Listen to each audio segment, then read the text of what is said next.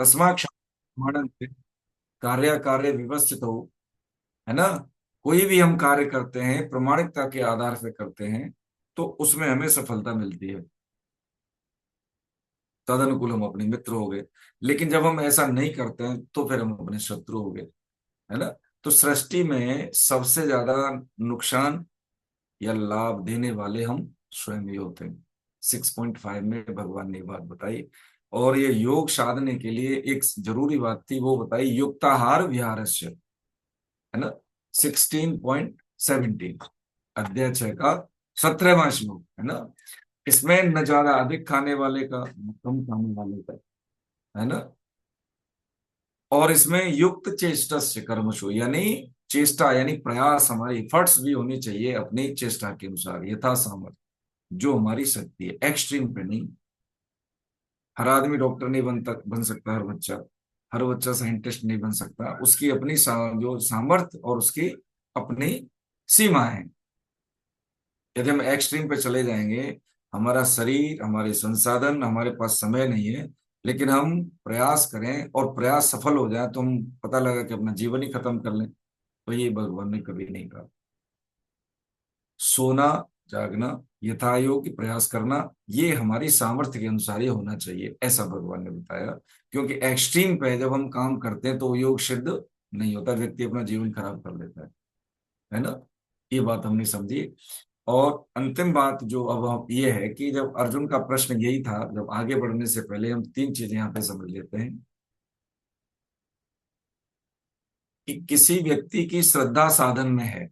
साधन का मतलब क्या है कि हम मर्यादा से काम करते हैं, शास्त्र और सिद्ध मत कार्य कर रहे हैं, श्रद्धा है हमारी, ठीक है। लेकिन प्रयत्न उसकी जितनी स्पीडली होनी चाहिए, गतिमान होनी चाहिए, उतनी नहीं है, ठीक है। अब जैसे 2 घंटे का पेपर है, कर तो देंगे हम सारा, लेकिन उस टाइम पीरियड में नहीं कर पाए तो अब उस प्रश्न का हल करने से कोई लाभ नहीं। ऐसे ही है कि जो हमारी समय सीमा है, उस समय सीमा में साधन तो हम कर रहे हैं लेकिन वो साधन की जो गति है बहुत धीमी है। तो अर्जुन का प्रश्न है, प्रभु जी ये बताओ कि जब अंत में अगर योग से विचलित हमारा मन हो जाए, साधन हमारा शिथिल है, ठीक है, साधन में श्रद्धा तो है लेकिन शिथिल है ना। और अंत समय में हमारी स्पीड इतनी कम है, मन विचलित हो जाए, तो योग सिद्धि को प्राप्त करके किस गति को चला जाए। हमने भजन किया, साधन किया, ठीक है, और वो साधन भजन हमारा है तो सही, लेकिन वो जितना होना चाहिए उपयुक्त मात्रा में नहीं है। तो हे प्रभु ये बताइए, हे महाभाव, संसार के आश्रय से रहित और परमात्म प्राप्ति के मार्ग में मोहित, यानी जैसे कि लक्ष्य में भी नहीं पहुंचे और उससे पहले ही समय खत्म हो गया, तो वो कह रहे हैं कि कई जो बादल होते हैं ना, कि मूल बादल जैसे बारिश के बादल होते हैं, मूल बादल में यदि बादल का टुकड़ा समाहित हो जाता है तो वो बादल की आकृति में रहता है, लेकिन जब छिटक जाता है तो वो छिन्न भिन्न हो जाता है। तो कह रहे हैं कि ऐसी स्थिति हमारी तो नहीं हो जाएगी, न माया मिली न राम, न जीवन सफल हुआ, भगवत प्राप्ति हुई, और न ही हमें संसार के जो भोग भी नहीं, हमने भोग त्याग दिए। तो ऐसी स्थिति में हमारी कहीं ऐसा तो नहीं हो जाएगा ना इधर के रहे ना उधर के। तो कह रहे हैं कि इस तरह मोहित अर्थात विचलित, इस तरह दोनों ओर से भ्रष्ट हुआ साधक क्या छिन्न भिन्न बादल की तरह नष्ट तो नहीं हो जाएगा। इसलिए हे कृष्ण, मेरे इस संदेह का सर्वथा छेदन करने के लिए आप ही योग्य हैं। क्यों योग्य हैं? क्योंकि वो जानते हैं कि कृष्ण मेरे मित्र सखा जरूर हैं, लेकिन यही सर्वेश्वर हैं। जो ये बात कहेंगे वही सत्य है और वही मानने योग्य है। और इस संशय का छेदन यानी इस संशय का नाश करने वाले आपके सिवाय कोई दूसरा नहीं है। ये उनकी क्या है? ये इसी को कहते हैं अव्यभिचारिणी भक्ति। जैसे होता है ना कि एक पुरुष का अपनी पत्नी के अलावा किस अन्य स्त्री से संबंध होना, या एक स्त्री का अपने पति के अलावा अन्य पुरुष से संबंध होना, उसको व्यभिचारी कहते हैं, ये हम सब जानते हैं। ऐसे ही अव्यभिचारिणी भक्ति का मतलब क्या है कि हम सभी की पूजा करें, देवी देवता कुल देवता जो भी है, हमारी मान्यताएं घर परिवार की, लेकिन निष्ठा हमारी एक भगवान में होनी चाहिए। ऐसे नहीं कि जैसे धन संपत्ति चाहिए तो गणेश जी की करते तो हैं लेकिन मांगे कुछ नहीं। समझ में आ रही है हमारी बात? कि अव्यभिचारिणी भक्ति का मतलब ये होता है कि पूजा, मान सम्मान, उपासना सबकी करनी चाहिए, लेकिन मांगना किसी से नहीं, मांगना भगवान से चाहिए। ठीक है, ये हमने अध्याय 4 में समझा है। और जो नए साधक हैं उनको दोबारा से हम अच्छे से एक बार फिर लेंगे, लेकिन अभी हम नए सेशन शुरू होने से पहले इस बात पे हम चर्चा कर रहे हैं जो हमारे अभी कंटिन्यूशन में है। अब ये बात समझ गए तो भगवान क्या कहते हैं, अब समझ रहे हैं। 40वां और 41वां श्लोक, है ना। मैं कोशिश करता हूँ देखो बोलने की। कभी ये बड़ी समस्या हो गई, कभी कभी देखो अपना बस नहीं होता शारीरिक स्थिति का, है ना। कुछ बस नहीं होता। श्री भगवान उवाच पार्थ नैवेह नामूत्र विनाशस्तस्य विद्यते न हि कल्याण कृत कश्चित् दुर्गतिम तात गच्छति। कह रहे हैं, क्या कह रहे हैं भगवान, हे प्रथानंदन, माता कुंती का नाम प्रथा था इसलिए प्रथानंदन, उसका न तो इस लोक में और न परलोक में ही विनाश होता है, क्योंकि हे प्यारे, है कल्याणकारी काम करने वाला कोई भी मनुष्य दुर्गति को नहीं जाता। अब जैसे क्या होता है, जैसे मान लो कोई बच्चा है नीट के एग्जाम में सम्मिलित हुआ और उसके जितना एक जो स्कोर आना चाहिए वो स्कोर नहीं आया, तो फिर वो लाखों करोड़ों की भीड़ में शामिल हो गया, उसको कुछ नहीं मिला, चाहे एक नंबर से कम रह गया हो। तो कह रहे हैं कि ये विद्या ऐसी है, कैसी है, कि इसमें है न तो इस लोक में, नई वे नाम उत्र, न उस लोक में, उसका कभी विनाश नहीं होता है। जैसे हमने ट्रेन पकड़ी मान लीजिए दिल्ली से हावड़ा की, तो हम पहुंचे कहाँ, डेस्टिनेशन पे पहुंचने से पहले मान लीजिए मुगल सराय उतर गए, इलाहाबाद उतर गए, तो जब हमारी यात्रा शुरू होगी तो इलाहाबाद से ही होगी, ऐसा नहीं फिर दिल्ली आना, है ना। तो ये क्या है कि शरीर पूरा होने के बाद भी उसकी जो ये विद्या है उसका नाश नहीं होता। हाँ, ये ऐसी विद्या वो यहां भी काम आएगी और वहां भी काम आएगी। अब ये बात का है कि अगर मान लीजिए शरीर पूरा हो गया, भगवत प्राप्ति नहीं हुई, लक्ष्य नहीं मिला, जीवन सफल नहीं हुआ, तो कह रहे हैं कि जितनी आपने मेहनत की है, जितनी आपने साधना की, वो साधना आपके साथ रहेगी। इसलिए हमने कभी कभी देखा होगा, जो कम आयु के बच्चे होते हैं, जिनकी आयु बहुत छोटी होती है, वो साधन परायण होते हैं। जैसे विवेकानंद, शंकराचार्य, ये बचपन से ही ये कैसे थे। हाँ, इनकी जो स्थिति थी साधन परायण थी, भक्ति में ज्यादा। अभी जैसे एक भागवत नाम का एक बच्चा है, देखा होगा सोशल मीडिया पर, वो मुश्किल से 5-10 साल का, 10 साल का होगा, मुझे लगता है उससे भी कम, लेकिन वो नाम जप में उसकी इतनी इच्छा रहती है, इतनी रुचि है कि 24 घंटे अगर जगे तो 24 घंटे नाम जप करता है ना। तो ये क्या है कि ये पूर्व जन्म में किए हुए साधन के कारण और लक्ष्य से थोड़ा पहले पहुंच गए, तो उसको वही माता पिता, ऐसे ही माता पिता मिलते हैं जो साधन परायण होते हैं। बच्चे माँ बाप को नहीं चुनते, माता पिता बच्चों को नहीं चुनते, लेकिन भगवान के विधान में उपयुक्त वातावरण उस संतान को देने के लिए उन्हीं माता पिता का चयन किया जाता है, वो जीवात्मा जिस लायक होती है।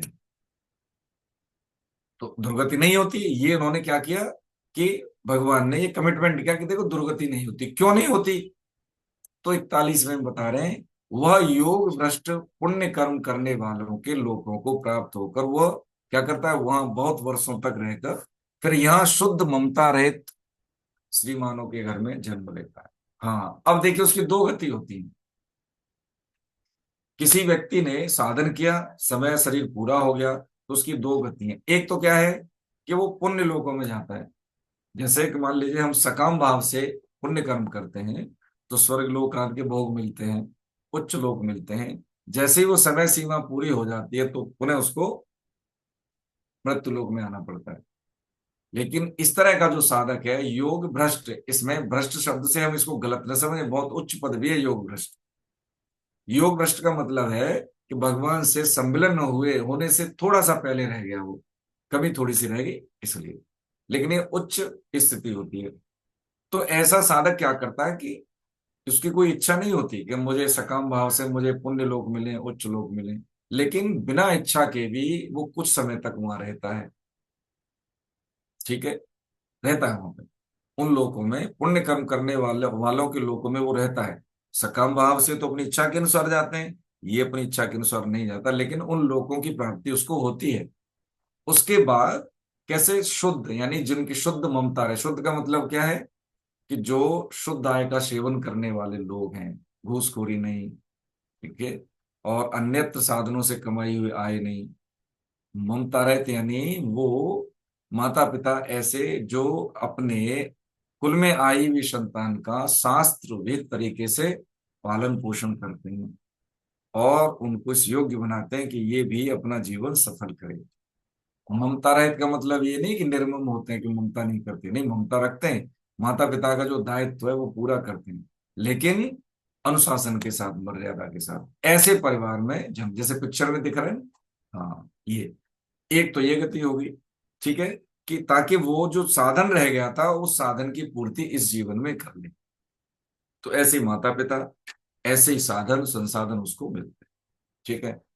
अब यहाँ 42वां श्लोक में दूसरी स्थिति बताएंगे भगवान। तो एक स्थिति हमने समझी कि कोई व्यक्ति पूरे जीवन में साधन तो कर रहा है, लेकिन उसमें शिथिलता है, उसमें स्पीड अप नहीं है, गतिशीलता नहीं है। ऐसे हम गीता तो पढ़ रहे हैं, लेकिन कभी आ गए कभी चले गए, है ना, कभी नहीं आए, होता है ना कई बार। तो ये श्रद्धा तो है भगवत गीता में, लेकिन वो श्रद्धा हमारी जोर की नहीं है। हमने देखा ना, एक ही फैकल्टी होती है पढ़ाने के लिए, समय उतना ही मिलता है, लेकिन कोई टॉपर बनता है किसी को पास होने के बाद। तो क्या है, श्रद्धा नहीं है। दूसरी बात क्या है, उसके अनुसार हमारे प्रयास नहीं है। देखिए कपिल देव, पुराने बच्चे के साथ जानते हैं कि नहीं, नए बच्चे जानेंगे, कोहली को, है ना, विराट कोहली, एक ही तरह का खाना खाता है वो लड़का, ठीक है, प्रैक्टिस उसकी अच्छी होती है, पूरा डेडिकेशन होता है, हमें तो सिर्फ उसका फ्रंट दिखता है कि वो देखो, परफॉर्मेंस दिखती है उसकी, लेकिन उस परफॉर्म को करने के लिए उसने कितनी मेहनत की है वो हमें नहीं दिखता, है ना, ये हमें नहीं दिखता। सबसे मूल बात ये होती है कि जब हम जीवन के विज्ञान को समझ लेते हैं कि मनुष्य जीवन में मिला क्यों है और अपने आप से क्या चाहते हैं, इसका सवाल हम देने लगते हैं, तो हमारा क्या होता है कि एक शॉर्ट शॉर्ट उद्देश्य बनता है।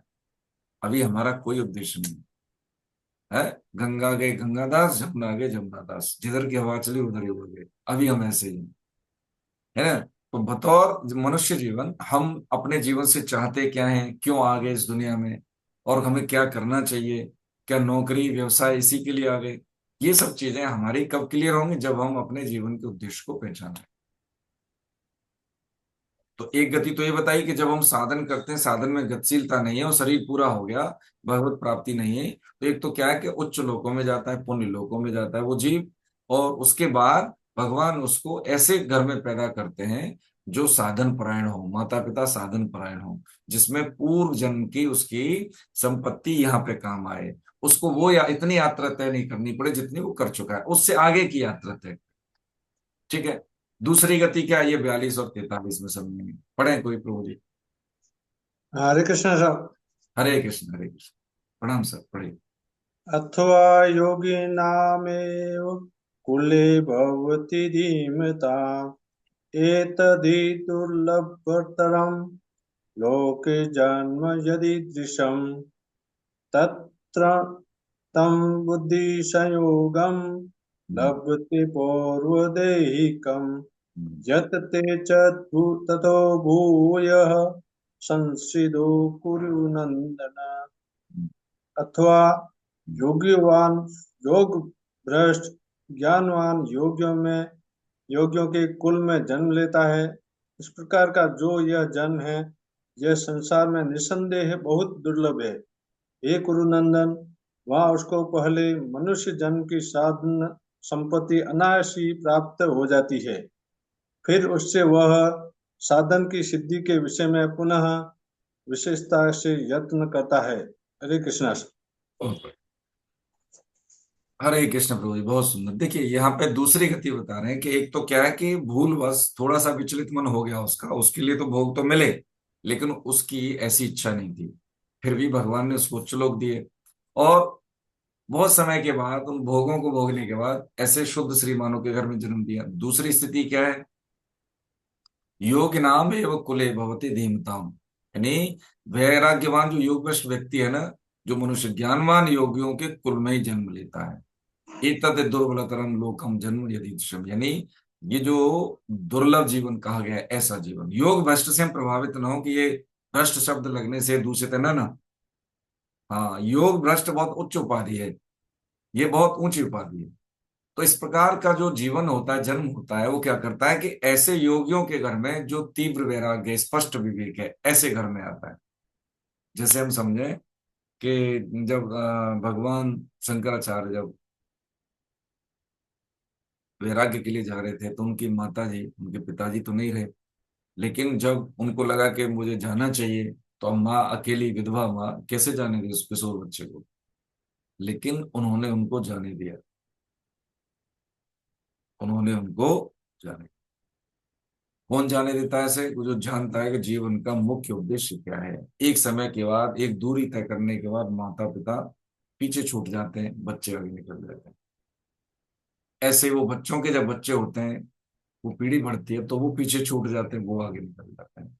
क्योंकि यदि इसमें हमने अपने जीवन के उद्देश्य को मुख्यता नहीं दी, तो फिर हम चूक जाते हैं। आप इसको ऐसे समझ लें, हम लोग एक बार प्रसंग से समझ लेते हैं। ये रुक्मिणी जी, रुक्मिणी सब जानते हैं, राजा रुक्मी की बेटी थी। आजकल वो क्षेत्र मणिपुर में आता है।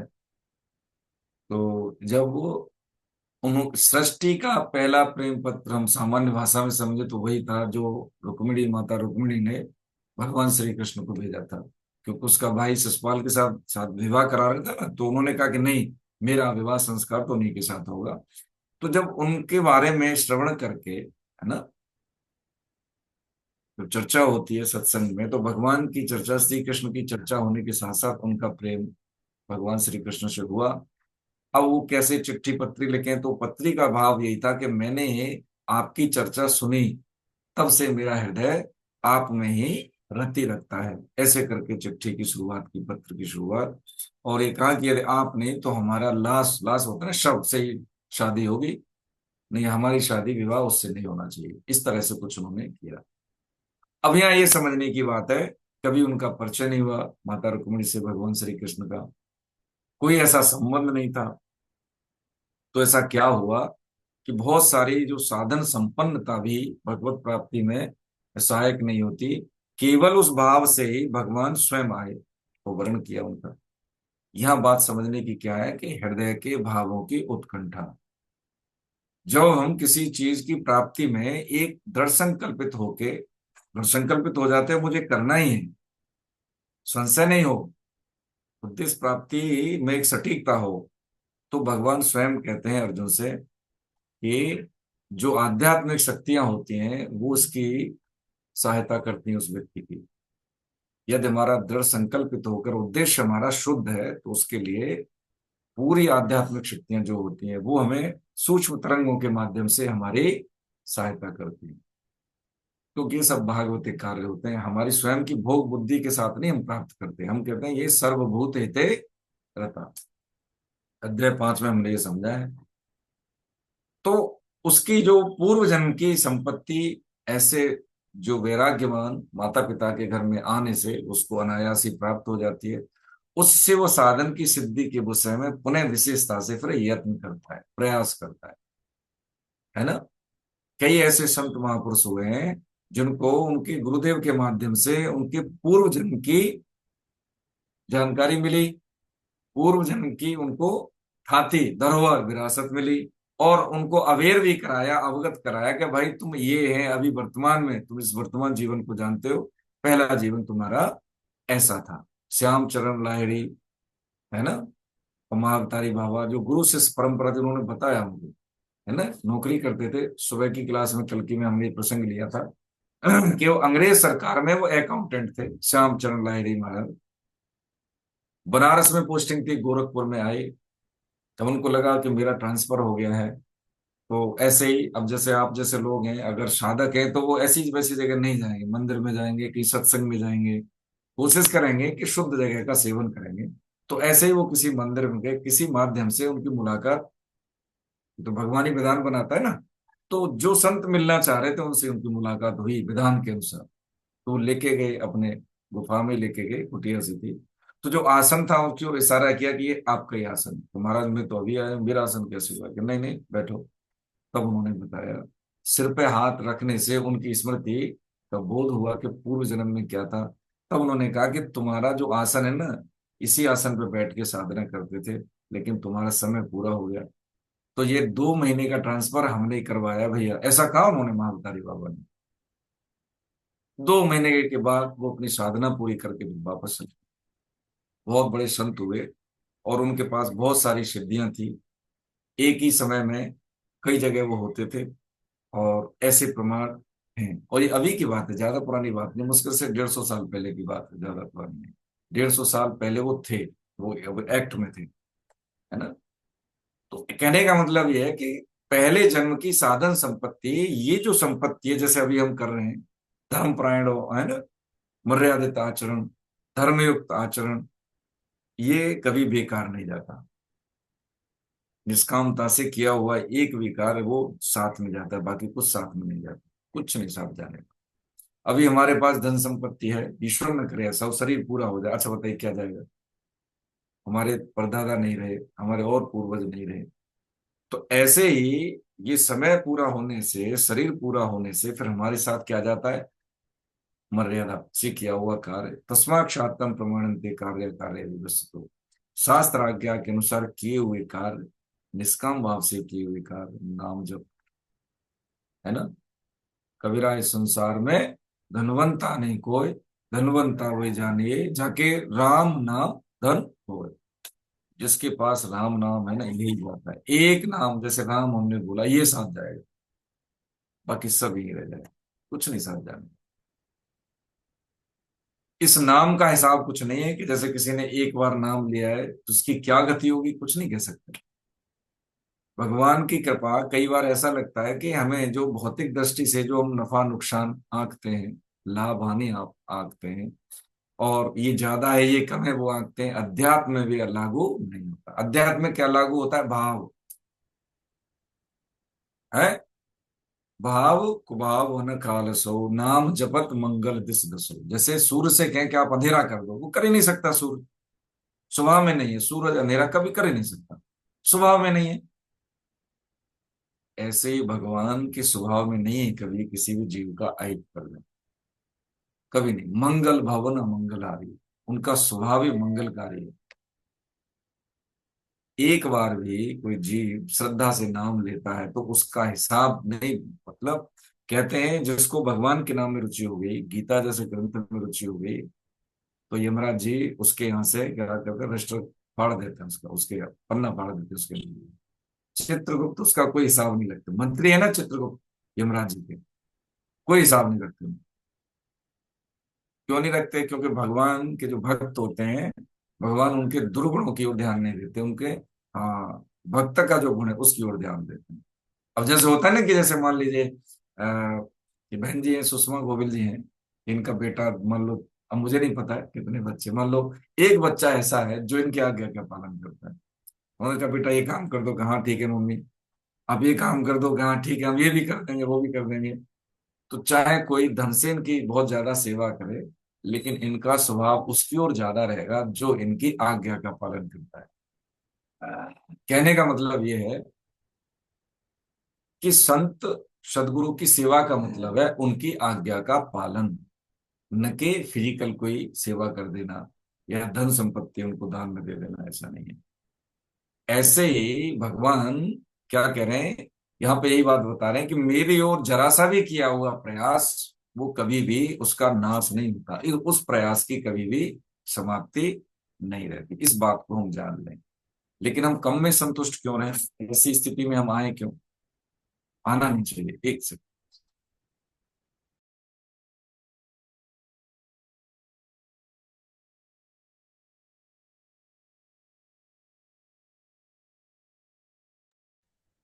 हरे कृष्ण।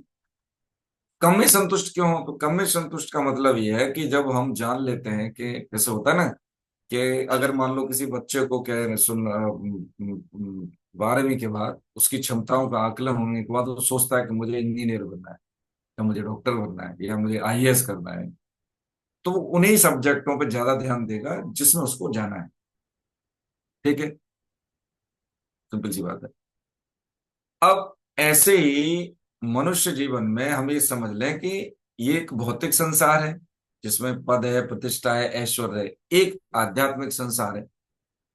आध्यात्मिक संसार में एंट्री जब हमारी हो जाती है तो भौतिक संसार अपने आप समृद्ध होता है। समझे इस चीज को? भौतिक संसार हमारा समृद्ध है, आध्यात्मिक संसार में एंट्री नहीं है, तो पक्की बात है भौतिक संसार जो दिख रहा है ना, वो फिर विनाशकारी है, दुखदाई है, कष्टकारी। क्योंकि बिना अध्यात्म के भौतिकता का न तुम सदुपयोग कर पाएंगे न उसको जी पाएंगे। अंत तो गत्वा वही है कि व्यक्ति अपना विनाश कर लेता है, जैसा कि 6.5 में हमने समझा।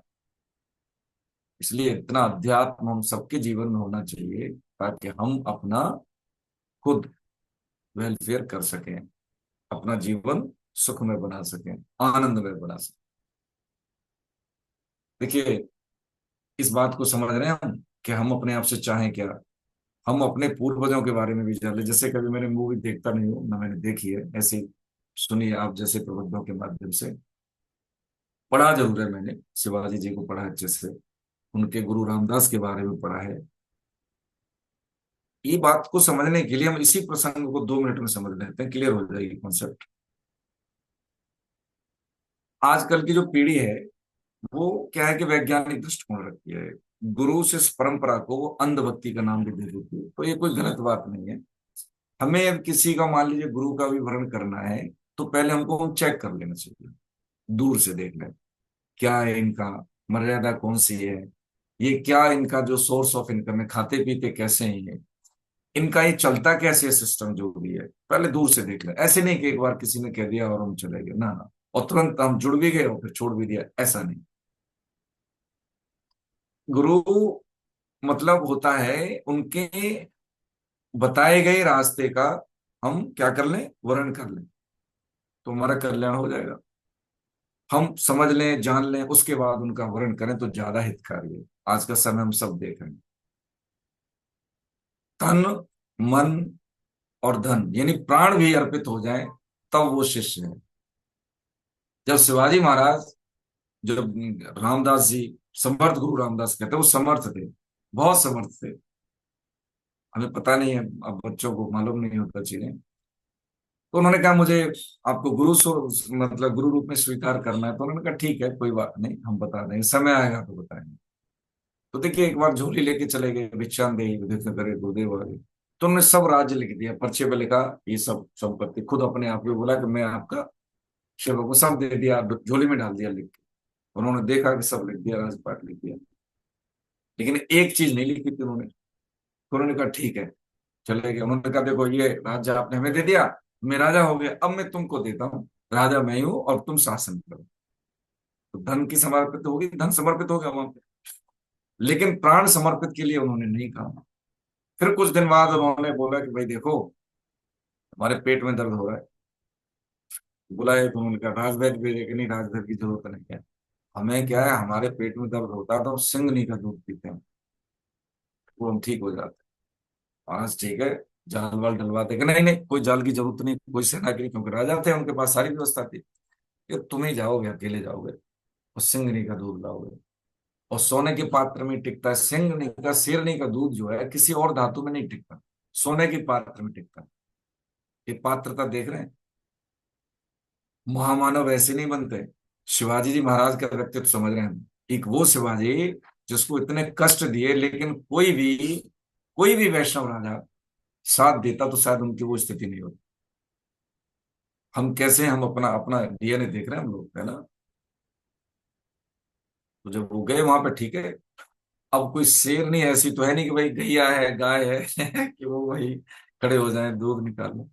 जैसे उसने देखा कि ये बच्चों की तरफ आ रहा है तो एकदम दहाड़ मार के एकदम झपटने के लिए, वो शिवाजी की तरफ झपटने के लिए एकदम आई, तो ये समर्थ गुरु वहीं प्रकट हो गए। ये समर्थ का मतलब ये है। उसको शांत किया शेर ने। तो उन्होंने कहा कि अब तुम्हारे प्राण भी समर्पित। तो उन्होंने उपयुक्त शिष्य देखा, शिष्य उपयुक्त निकला, उनको वो शक्तियों का वर्णन कराया और उन शक्तियों का उन्होंने सदुपयोग किया। यदि हम संभाजी महाराज और शिवाजी महाराज को जब हम पढ़ते हैं तो हमें लगता है कि ऐसे व्यक्तित्व तो सिर्फ और सिर्फ केवल और केवल भारत में हो सकते हैं, किसी दूसरे देश में नहीं। क्योंकि उन देशों में जो संकल्पना है अधिकतम सुविधाओं का अधिकतम उपभोग, कैरियर और करेंसी का अधिकतम हो जाना ही हम जीवन की सफलता मानते हैं, ये हमारे देश की संकल्पना नहीं है, ये पश्चिमी संकल्पना। भारत की संकल्पना है सर्वभूत हितेरता, वसुधैव कुटुंबकम।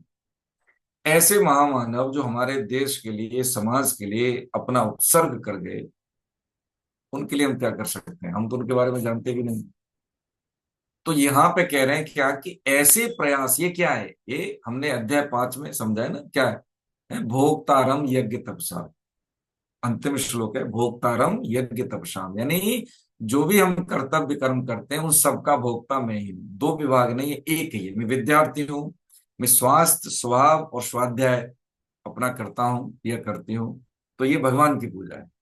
मैं गृहिणी हूं, ठीक है, मैं अपनी मर्यादा के अनुसार, कुल परंपरा के अनुसार जीवन जीती हूँ, ठीक है, और खान पान बनाना, घर की साफ सफाई करना, तो ये क्या है? ये भगवान की सेवा है। दो तीन विभाग नहीं, हमने कई विभाग बना लिए हैं। ये भगवान का काम है, ये संसार का काम है, ये बिजनेस का काम है, ये बच्चों के साथ परिवार का काम है, मतलब ही नहीं। एक ही विभाग है, शुद्ध आय के सेवन से माताएं बहनें खाना पीना बनाती हैं, ठीक है, भगवान नाम लेते हुए खाना बनाए, ब्रह्म मुहूर्त में जगना, ठीक है, गौ ग्रास पहले निकाल लेना। जो अशुद्ध आय, गाय की रोटी हम पहले क्यों निकालते हैं? जाने अनजाने में अशुद्ध आय से जो हमारी धन की कमाई हो गई, जो खाना बन रहा है वो अशुद्ध आय निकल जाए। जैसे माँ कितनी ही कमजोर हो, जब बच्चे पे कोई, है ना, होता है ना, कोई परेशानी आने वाली होती है, तो वो शेरनी बन जाती है।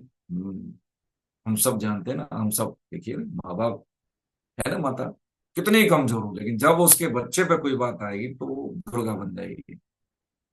ऐसे ही गौ माता साक्षात माँ है। हम गौ ग्रास जब देते हैं, हमारी जो संकल्पना में पहली रोटी गाय की, अंतिम रोटी कुत्ते की, जीव मात्र इस ग्रस्त पर निर्भर है। इस बात को हम समझ लें। तो यहाँ भोक्तारम यज्ञ तपसा, तो जो कह रहे हैं भगवान, ये कह रहे हैं कि जो भी हम करते हैं धर्मयुक्त आचरण से, वो सब भगवान की ही पूजा, अंत तो गत्वा, डेस्टिनेशन वही है। जब हम अपना कर्तव्य कर्म करते हैं निष्काम भाव से, तो भगवान का ही ये वरण है, भगवान की ही पूजा है। क्योंकि बच्चे हमारे नहीं है, माता पिता हमें दिए हुए हैं, बच्चे हमें दिए हुए हैं, हमने चुने नहीं है, भगवान ने विधान के अनुसार दे दिए हैं। जिसको लेना है हमसे उसको देते हैं हम, जिससे हमें लेना है हम संतान बन के उनसे लेते हैं। तो क्या है कि हम धर्मयुक्त आचरण से जब हम परिवारीजनों की सेवा करते हैं, समाज की सेवा करते हैं, तो ये भगवान की पूजा है। अब इसमें हम दिमाग लगा देते हैं क्या, तो मेरा श्वेत, मेरी कामना ये हो, मेरे को लोग जाने, तो हम क्या करते हैं कि जो लोक हित का कार्य है वो स्वहित में हम शुरू कर देते हैं, बस वो गलत है। वहीं से पाप कर्म शुरू है, ये निकृष्ट कर्म है। इसलिए जो दो गति हमने समझी कि कोई भी कार्य हम करते हैं, तो वो कार्य को करने की पद्धति, उसकी प्रामाणिकता, और ये हमें पता होना चाहिए कि मैं जो कर रहा हूँ ठीक कर रहा हूँ, इसमें कोई संशय नहीं हो। संशय व्यक्ति का विनाश होता है ना। किम कर्तव्य विमूढ़, ऐसी अवस्था नहीं, हमें पता होना चाहिए वो किस इस कार्य को क्यों करें, है ना, और क्यों करना चाहिए, अच्छा इसे करने से क्या लाभ होगा। सबसे बड़ी बात ये है। समय सृष्टि की संपत्ति सारी देने, पूरे जीवन भर हमने इकट्ठी की है धन संपत्ति, तो दो सांसें नहीं मिल सकती। समय की सबसे ज्यादा समय हम किसी को देते हैं तो सबसे ज्यादा नुकसान कर रहे हैं, या हम समय दे रहे हैं अच्छे हित में, तो इससे बड़ा कोई दान नहीं है। जिसपे हम ज्यादा समय देते हैं अल्टीमेटली उसका लाभ हमें मिलता ही है।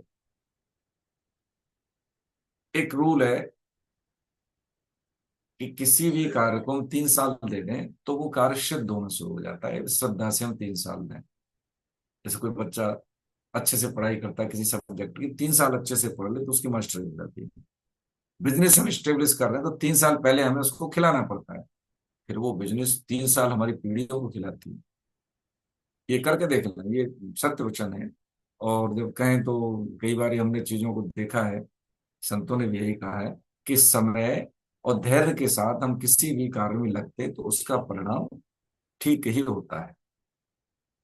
तो दो गतियां हमने समझी कि यदि उसका गति कम है, उसका प्रयास शिथिल है, लेकिन विचलित हो गया मन, तो उसको भोग मिलेंगे, लेकिन वो फिर आता है शुद्ध श्रीमानों के यहाँ। लेकिन कोई व्यक्ति आशा नहीं है, मन विचलित नहीं है, लेकिन उसका समय पूरा हो गया, तो वो सीधा है कैसे स्पष्ट विवेक और जिनमें तीव्र वैराग्य होता है, ऐसे माता पिता के यहाँ जन्म लेता है। तो देखा जाए तो जीवात्मा द्वारा किए हुए कर्म ही उसकी अगली गति निर्धारित करते हैं। करने वाले, उस गति को अंजाम देने वाले तो भगवान ही हैं, लेकिन हम अपना भविष्य स्वयं ग्रहण करते हैं। हम अपना भविष्य स्वयं ग्रहण करते हैं।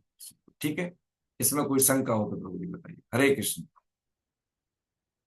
चले आगे, नेक्स्ट, आगे आगे बोलो। हरे कृष्ण। हरे कृष्ण हरे कृष्ण। पूर्वाभ्यासेन तेनैव क्रियते हविष्यपि स जिज्ञासुरपि योगस्य शब्द ब्रह्माति वर्तते प्रयत्नाद्यतमानस्तु योगी संशुद्ध किल्बिषः अनेक जन्म संसिद्धस्ततो याति पराम गतिम।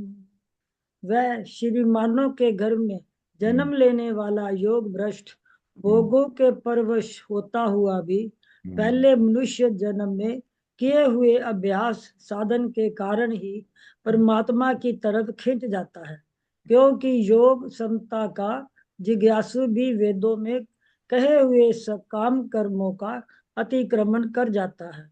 परंतु जो योगी प्रयत्न पूर्वक यत्न करता है और जिसके पाप नष्ट हो गए हैं तथा जो अनेक जन्मों से सिद्ध हुआ है, वह योगी फिर परम गति को प्राप्त हो जाता है। हाँ, बहुत बढ़िया, बहुत सुंदर। अब जैसे श्रीमानों के घर में जन्म लेने वाला योग भ्रष्ट मनुष्य भोगों के परवश होता हुआ भी उससे पहले मनुष्य जन्म में किए हुए अभ्यास साधन के कारण ही परमात्मा की तरफ खिंच जाता है, ये हमने समझ लिया। ठीक है, क्यों? क्योंकि योग यानी समता का जिज्ञासु भी वेदों में, वेदों में क्या है? वेदों में देखिए, पहला जो है वो क्या है? कर्म कांड, दूसरा है ज्ञान कांड, फिर है अंत में आता उपासना कांड आता है ना। तो क्या है वहां पे वेदों में सकाम से निष्काम की यात्रा है ना। सतयुग, त्रेता, द्वापर, कलयुग, इसमें क्या है? समय की कमी, समय की अधिकता। सबसे ज्यादा कलयुग सतयुग की आयु होती है सबसे ज्यादा, उससे कम त्रेता, उससे कम द्वापर, उस सबसे कम कलयुग। सतयुग में 1 लाख वर्ष की आयु होती थी मनुष्य की। भगवान राम ने जब सिंहासन संभाला वनवास के बाद, तो 11,000 वर्ष तक शासन किया था। हजारों साल तक ऋषि मुनि तपस्या करते थे। उसकी 10वीं आयु हो गई कितनी? त्रेता में 10,000 वर्ष। उसकी 10वीं आयु हो गई, 10वीं कितनी? 1,000 वर्ष। किसमें? द्वापर में। अभी कलयुग में आयु 100 वर्ष नहीं, उसकी 10वीं 100 वर्ष मानी जाती। ठीक है, तो हमारे पास न इतनी बुद्धि है न इतना समय कि हम वेदों का अध्ययन करके सकाम से निष्कामता की यात्रा में जाएं। तो भगवान ने वेदों का रेफरेंस लिया है, लेकिन ये बताने के लिए कि वेदों का जो अंतिम लक्ष्य हमेशा क्या है? निष्कामता। वो मैं तेरे को पहले ही बता रहा हूं। इतना समय नहीं हमारे पास कि पहले सकाम भाव से कर्मकांड करें, फिर धीरे धीरे फिर वेदांत की ओर आए हम, है ना। तो कह रहे हैं कि वेदों में भी कहे हुए सकाम कर्मों का अतिक्रमण का मतलब है उनको पीछे छोड़ देता है, उनकी परवाह नहीं करता। जो योगी प्रयत्न पूर्वक यत्न करता है, जिसके पाप नष्ट हो गए हैं और अनेक जन्मों से सिद्ध हुआ है, वह योगी फिर परम गति को प्राप्त हो जाता है। अब इसमें होता क्या है कि प्राय जैसे हमने निवेदन किया है कि जो सांसारिक उपलब्धि के लिए जो प्रयास करते हैं, वो अध्यात्म के लिए, अध्यात्म के रास्ते में आगे बढ़ने के लिए वो प्रामाणिकता हम नहीं अपनाते। हम कोई भी साधन करें तो क्यों करें? हम गीता पढ़ रहे हैं तो क्यों पढ़ रहे हैं, और इससे क्या लाभ है, ये हमें पता होना चाहिए। अच्छा, पता करें तो कैसे करें? पता ऐसे करें कि घर परिवार में जो मर्यादाएं होती हैं, जैसे मानस का पाठ हमारी माता जी, पिताजी, दादा दादी, नाना नानी करते हैं, वो हम भी करते हैं, लेकिन बच्चों में बोध नहीं होता। तो जैसे जैसे बच्चे की आयु बढ़ती है समझने के लिए, किशोरावस्था के बाद, तो हम उसको समझाएं कि हम साधन क्यों करें, जितना हमारे पास समय, जैसे बच्चा स्कूल में जा रहा है तो उसके पास समय ज्यादा नहीं, हनुमान चालीसा के लिए हम बोल दें, पंचरत्न का पाठ करने के लिए बोल दें, शाम को जब समय हो तो उसको बोले ठीक है एक माला कर लो। इससे क्या होता है, बच्चे की बुद्धि शुद्ध होती है। जब बुद्धि शुद्ध होती है तो उसका निर्णय लेने की क्षमता भी शुद्ध होती है। निर्णय लेने की क्षमता से क्या होता है, वो अपने दोस्तों को, मित्रों को अच्छे चुनेगा, और उचित अनुचित में भेद स्पष्ट तरीके से वो कर पाए कि मम्मी डांट रही है तो क्यों डांट रही है, पिताजी डांट रहे हैं तो क्यों डांट रहे हैं, मुझे क्या करना चाहिए, अध्ययन करना है तो क्यों करना है, यही एक ऐसा समय, उसको समझ आने लगती है चीजें, है ना। जैसे होता है ना कि प्रकाशमान व्यक्तित्व होने से उसको अच्छाइयां बुराइयां पता लगेंगी अपने। पानी साफ होता है, निर्मल होता है, तो उसमें दिखता है अंदर में क्या है।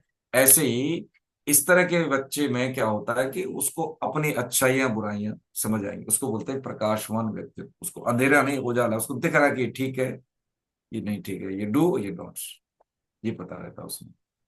तो उसके पाप नष्ट हो गए, अनेक जन्मों से सिद्ध हुआ वह योगी फिर परम गति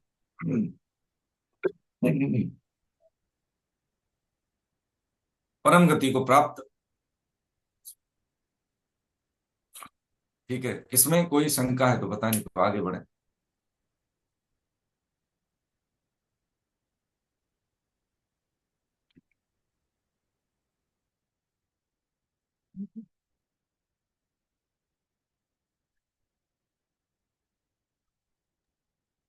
हम्म। हम्म।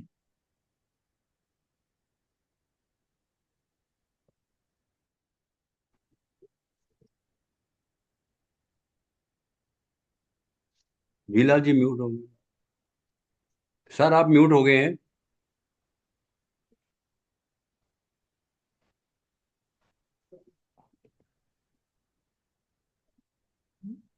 कुछ कुछ बात है, क्या कुछ कर रहे हैं।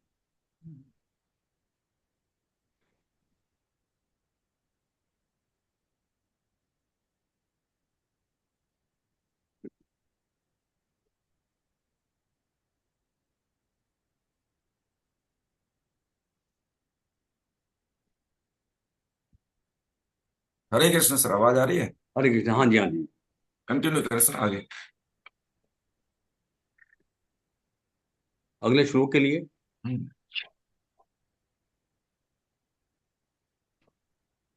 हम्म। हाँ जी, अगला श्लोक शुरू करें। हाँ सर, हाँ जी। नेक्स्ट किसकी बारी? हाँ जी, सीमा जी। जी। हरे कृष्णा। हरे कृष्ण, हरे कृष्ण। तपस्विभ्योऽधिको योगी ज्ञानिभ्योऽपि मतोऽधिकः कर्मिभ्यश्चाधिको योगी तस्माद् योगी भवार्जुन।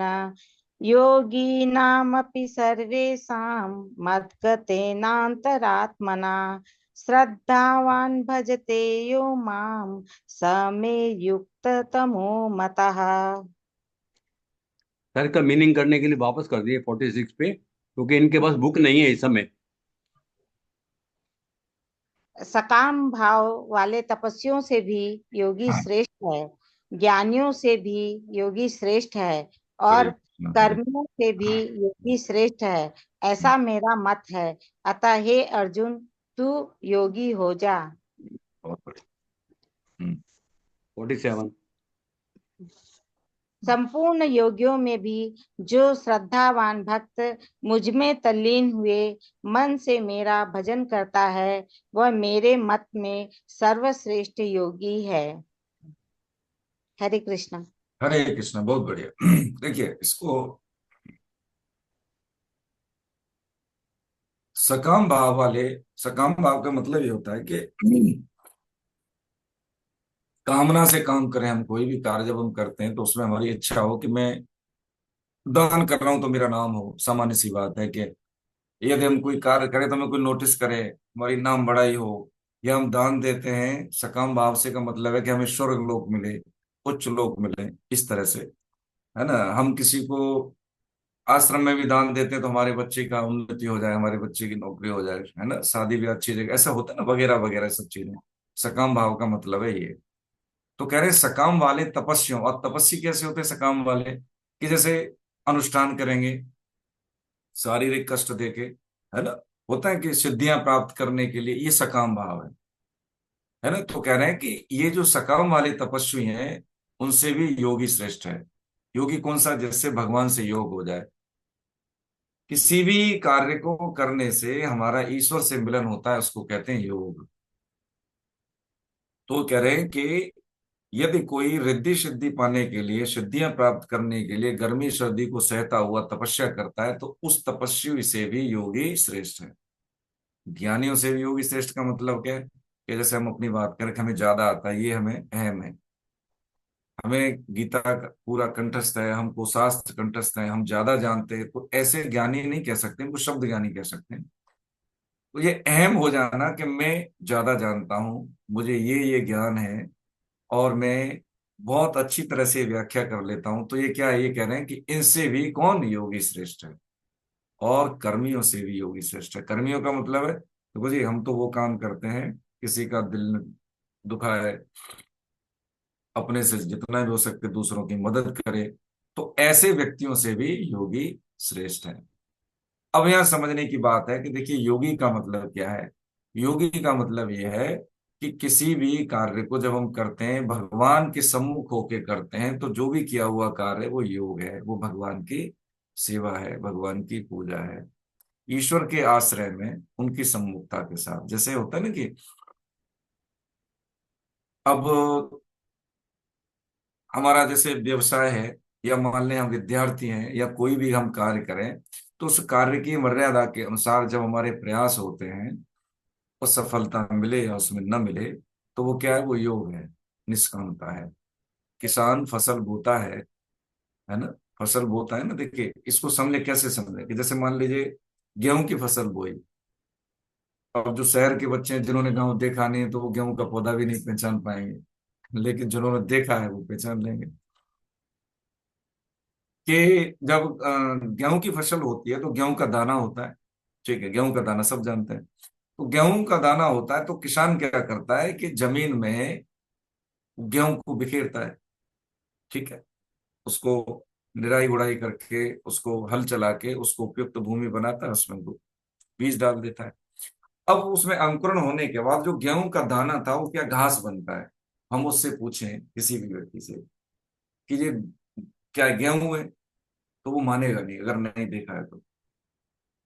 नहीं नहीं ये तो गेहूं नहीं है, कि नहीं ये तो गेहूं तो डाला था तो गेहूं होगा, कि नहीं नहीं गेहूं कहाँ है, ये तो घास है।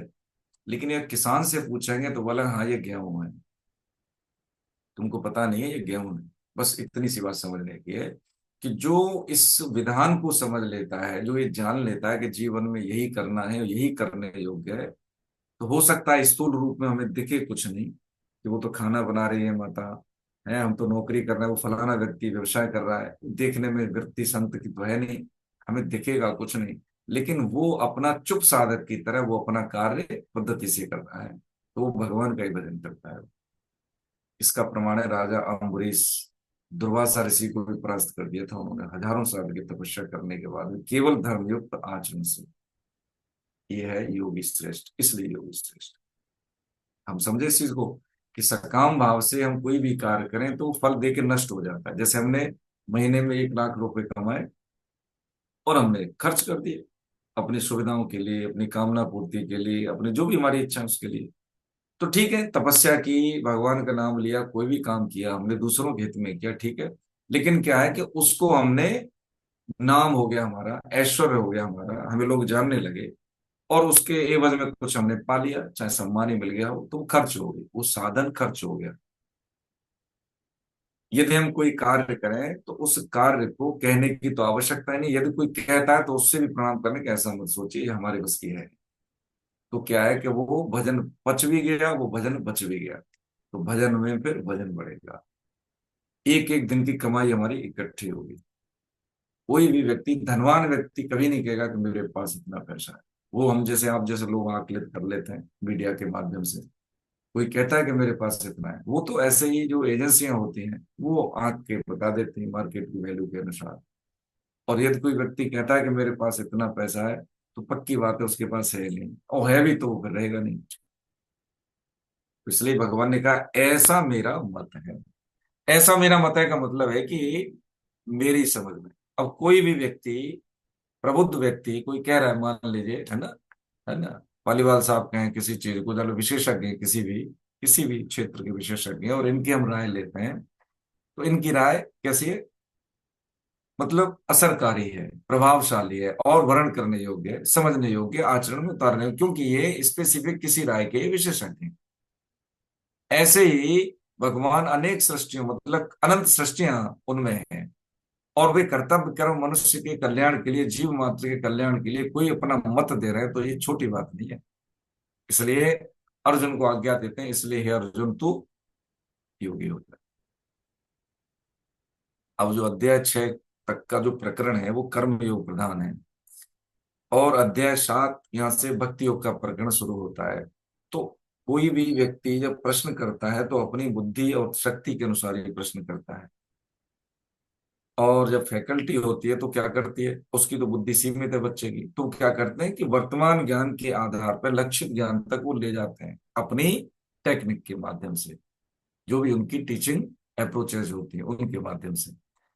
तो वहां पे स्थिति ऐसी बनी कि अर्जुन के तो समझ में नहीं आया मैं क्या पूछूं, तो भगवान यहां से बता रहे हैं 47वें श्लोक से, योगिनाम अपि सर्वेषां मद गते नान्तरात्मना, यानी संपूर्ण योगियों में भी जो श्रद्धावान भक्त मुझ में तल्लीन हुए, श्रद्धावान यानी उसकी श्रद्धा प्रगाढ़ है, मुझ में तल्लीन हुए मन से मेरा भजन करता है, जैसे पिक्चर में दिख रहा है, वो मेरे मत में सर्वश्रेष्ठ योगी। पीछे भगवान ने बता दिया ज्ञान योग कर्म योग में कौन सा श्रेष्ठ है, तो कर्म योग, और यहाँ पे बता दिया सर्वश्रेष्ठ कौन है, भक्ति योगी। दोनों में श्रेष्ठ कर्मयोगी, तीनों में सर्वश्रेष्ठ भक्ति योगी। लेकिन ये अर्जुन यहाँ पर प्रश्न अपना नहीं पकड़ पाए इस बात को, तो उन्होंने अध्याय 12 का पहला ही श्लोक बोला है कि भगवान मुझे बताओ कि सर्वश्रेष्ठ योगी कौन है। जब तक हमारी तंद्रा नहीं टूटती, हमारे प्रश्न नहीं होते, तब तक उस प्रश्न का उत्तर हमें समझ में आता नहीं, क्योंकि हमने बिना प्रश्न किए ही सामने वाले से उत्तर आ गया, यानी अटेंशन हमारी नहीं थी। सजगता होती है वो पकड़ लेता कि उन्होंने, भगवान ने बता दिया अर्जुन को ज्ञान योगी कर्मयोगी में कर्मयोगी श्रेष्ठ है, क्योंकि वो सरल है, सहज है, सबके बस की बात है, करने का वेग होता है प्रवृत्त मार्ग वाले यानी गृहस्थों में, इसलिए उसके लिए वो उचित है, उपयुक्त है और श्रेष्ठ भी है। सर्वश्रेष्ठ योगी कौन है, भक्त। अब उसको कैसे समझें, संपूर्ण योनियों में भी जो श्रद्धावान भक्त मुझ में, संपूर्ण योनियों की बात की पहली बात, है ना। अब इसमें मनुष्य की हम इस पे जो कहते हैं ना कि विशिष्टता की बात करते हैं, तो मनुष्य जीवन तो है ही, लेकिन कभी कभी हमें ऐसा लगता है कि जैसे हमने देखा है योग भ्रष्ट की बात हमने समझी, तो आपके भावार्थ में कहानी है राजा भरत की, है ना, भरत मुनि जिनके नाम पे भारत देश का नाम पड़ा। तो जब उनको लगा कि नहीं ये तो सब नश्वर है और मुझे अब तो भगवान की भक्ति करनी चाहिए, लेकिन जब वो वैराग लेने के बाद जब गए, तो कुछ समय के बाद एक हिरण के बच्चे में उनकी रुचि हो गई, स्नेह हो गया उससे। अब बच्चा जाए वहीं पर उनके पीछे पीछे पीछे पीछे, एक दिन हिरण का बच्चा वापस नहीं आया, तो उसके वियोग में उनका शरीर पूरा हो गया, उनको हिरण की उनकी। अब ये बात समझे कि पूरी जीवन जो साधन किया, उस साधन का क्या, तो वो साधन खर्च नहीं हुआ, साधन तो था, लेकिन भगवान क्या करते हैं, अंत काले च महावीर, ये हम विज्ञान समझेंगे कि जो अंत मति सु गति, साधन अलग हो गया, और जो मति जो समझी है, मति का मतलब क्या होता है कि उसकी रुचि क्या हो गई कि मेरे को प्रेम हिरण की योनि में, तो हिरण की ही जो जो जीवात्मा थी वो हिरण के शरीर में गई, क्योंकि भगवान क्या करते हैं कि हर जीव मात्र की कामना पूरी करते हैं। अब ये जरूरी नहीं कि कामना पूर्ति करने के लिए हमें मनुष्य शरीर ही में, हाँ ये बात हम समझ। इसलिए बहुत जो शरीर, मनुष्य शरीर दुर्लभ है, दुर्लभो मानुषो देह परिणाम क्षण भंगुर तस्मिन् प्राप्ते तो कर्तव्यम सर्वथैवात्म साधनम, दुर्लभ है बिल्कुल, इसको प्राप्त होते ही हमें अपने आवश्यक कार्य कर लेने चाहिए। लेकिन ये दुर्लभ होते हुए भी दुर्भाग्यशाली कब होता है, जब हम अपने विवेक का सदुपयोग नहीं करते हैं। हाँ, इसलिए फिर 84 लाख योनियों के द्वार खुल जाते हैं। अब साधन उनका था राजा भरत का, लेकिन अंत समय में रति किसमें हो गई, उनकी मति रति किस में हो गई, हिरण में, इसलिए हिरण की योनि मिली। किसी को स्त्री शरीर से प्रेम है तो उसको स्त्री शरीर मिल जाता है, किसी को पुरुष शरीर से प्रेम है तो पुरुष शरीर मिल जाता है। आत्मा तो क्या है, निर्विकार है, वो शरीरों से संबंधित नहीं है। व्यक्ति की अंतिम इच्छा के अनुसार ही, जो अंतमति सो गति के अनुसार उसको शरीर योनियां मिलती हैं। ऐसे होता है ना, देखिए एक कुत्ता होता है जिसको डंडे पड़ते हैं, एक कुत्ता होता है एसी में रहता है। ये कौन सा विधान है? उसको बिस्किट मिलते हैं, वो एसी में रहता है, सर्दियों में मतलब हीटर मिलता है उसको, है ना। जो किसी मनुष्य का सपना होता है वो उस कुत्ते को मिलता है, होता है ना कई बार। बस यही बात समझने की, वहां पे ये विधान काम करता है भगवान का। तो राजा भरत, उनका अंतमति हिरण में हुई तो बोध हिरण की योनि में भी था, वो सूखी घास खाते थे, उनको बोध था कि मेरा पतन हो गया। तो उस योनि में भी वो भगवान का स्मरण करते थे, और नदी में खड़े खड़े उन्होंने अपना वो शरीर पूरा कर लिया। फिर उनको मनुष्य शरीर मिला जड़ भरत के नाम से। तो उन्होंने क्या किया कि भाई अब तो मैं बोलूंगा भी नहीं, अब इस जीवन को मैं खराब नहीं जाने दूंगा। उन्होंने श्योर शॉट लिया उस जीवन, जड़ भरत के नाम से हुए। कुछ नहीं बोलते थे, बोलने की क्षमता थी लेकिन नहीं बोलते। ठीक है, भागवतम में इनका प्रकरण है, बस काम की बातें समझ लेते हैं। ऐसे प्रसंगों से, ऐसे उदाहरण से हमें लगता है कि हमारे पास बहुत समय है। समय ज्यादा नहीं है, ये बात हम मान लें, समय ज्यादा नहीं है। बाल पकना शुरू हुए, आंखें कम देखना शुरू हुई, इंद्रियां काम नहीं करती, तो ये पक्की बात है कि समय हमारा धीरे धीरे कम हो रहा है। एज बढ़ रही है, ये तो हम सब जानते हैं। शरीर की क्षमताएं जो होती हैं धीरे धीरे समय के साथ साथ कम होती हैं। तो क्या करना है कि जो श्योर शॉट लेना है कि जीवन का विज्ञान क्या है, क्यों आ गए, पैसे कमाने के लिए आए, ऐश्वर्य के लिए आए, भोग भोगने के लिए आए, नाम बढ़ाई के लिए, किस लिए आए। तो वहां पे भगवान कहते हैं कि मेरे मत में सर्वश्रेष्ठ योगी तो भक्त है। अब यहाँ पे हम तीनों को एक छोटे से प्रसंग से समझ लेते हैं। जैसे नदी पार करनी है किसी को, ठीक है, तो एक तो कहे कि भाई ठीक है ना।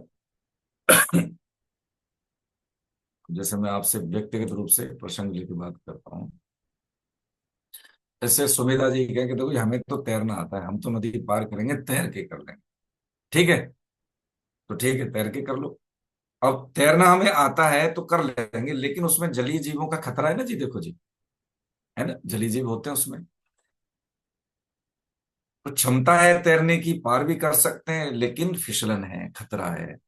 तो ज्ञान योगी के साधक, ठीक है, तीव्र उसकी पात्रता क्या है, तीव्र वैराग्य और स्पष्ट विवेक है। लेकिन क्या है कि अपने सामर्थ्य के बल पे हम भवसागर को तर नहीं सकते। इसमें घाटे की स्थिति है, भय रहता है कि जैसे बहुत सारे हमने देखे हैं, विश्वामित्र जी का उदाहरण ले लें, नारद जी का उदाहरण ले लें, ऐसे ऐसे महापुरुष विचलित हो गए। तो केवल ज्ञान के आधार पे, अपने ही प्रयासों के आधार पे हम प्राप्ति करना चाहें तो बड़ा कठिन है। ये तो होगा ज्ञान योग का साधक के अपने ही साधन, अपनी शक्ति के आधार पर भव से तरने की बात, रिश्की है। हाँ, यद्यपि उसकी पात्रता क्या है, स्पष्ट विवेक और तीव्र वैराग्य। इसमें कोई भी ऐसा नहीं कि कोई चीज हमसे खो गई है तो उसके बारे में चिंतन करते रहे, तो वो तीव्र वैराग्य नहीं है। या हमें उपयुक्त नजर आ रही है कि माता पिता को हमारी सेवा की जरूरत है, हमें वो गड्डी बना के बैंक में नहीं रखना है, उनके लिए, स्वास्थ्य के लिए, बच्चों के वैल्यू एडिशन के लिए मुझे खर्च करना है।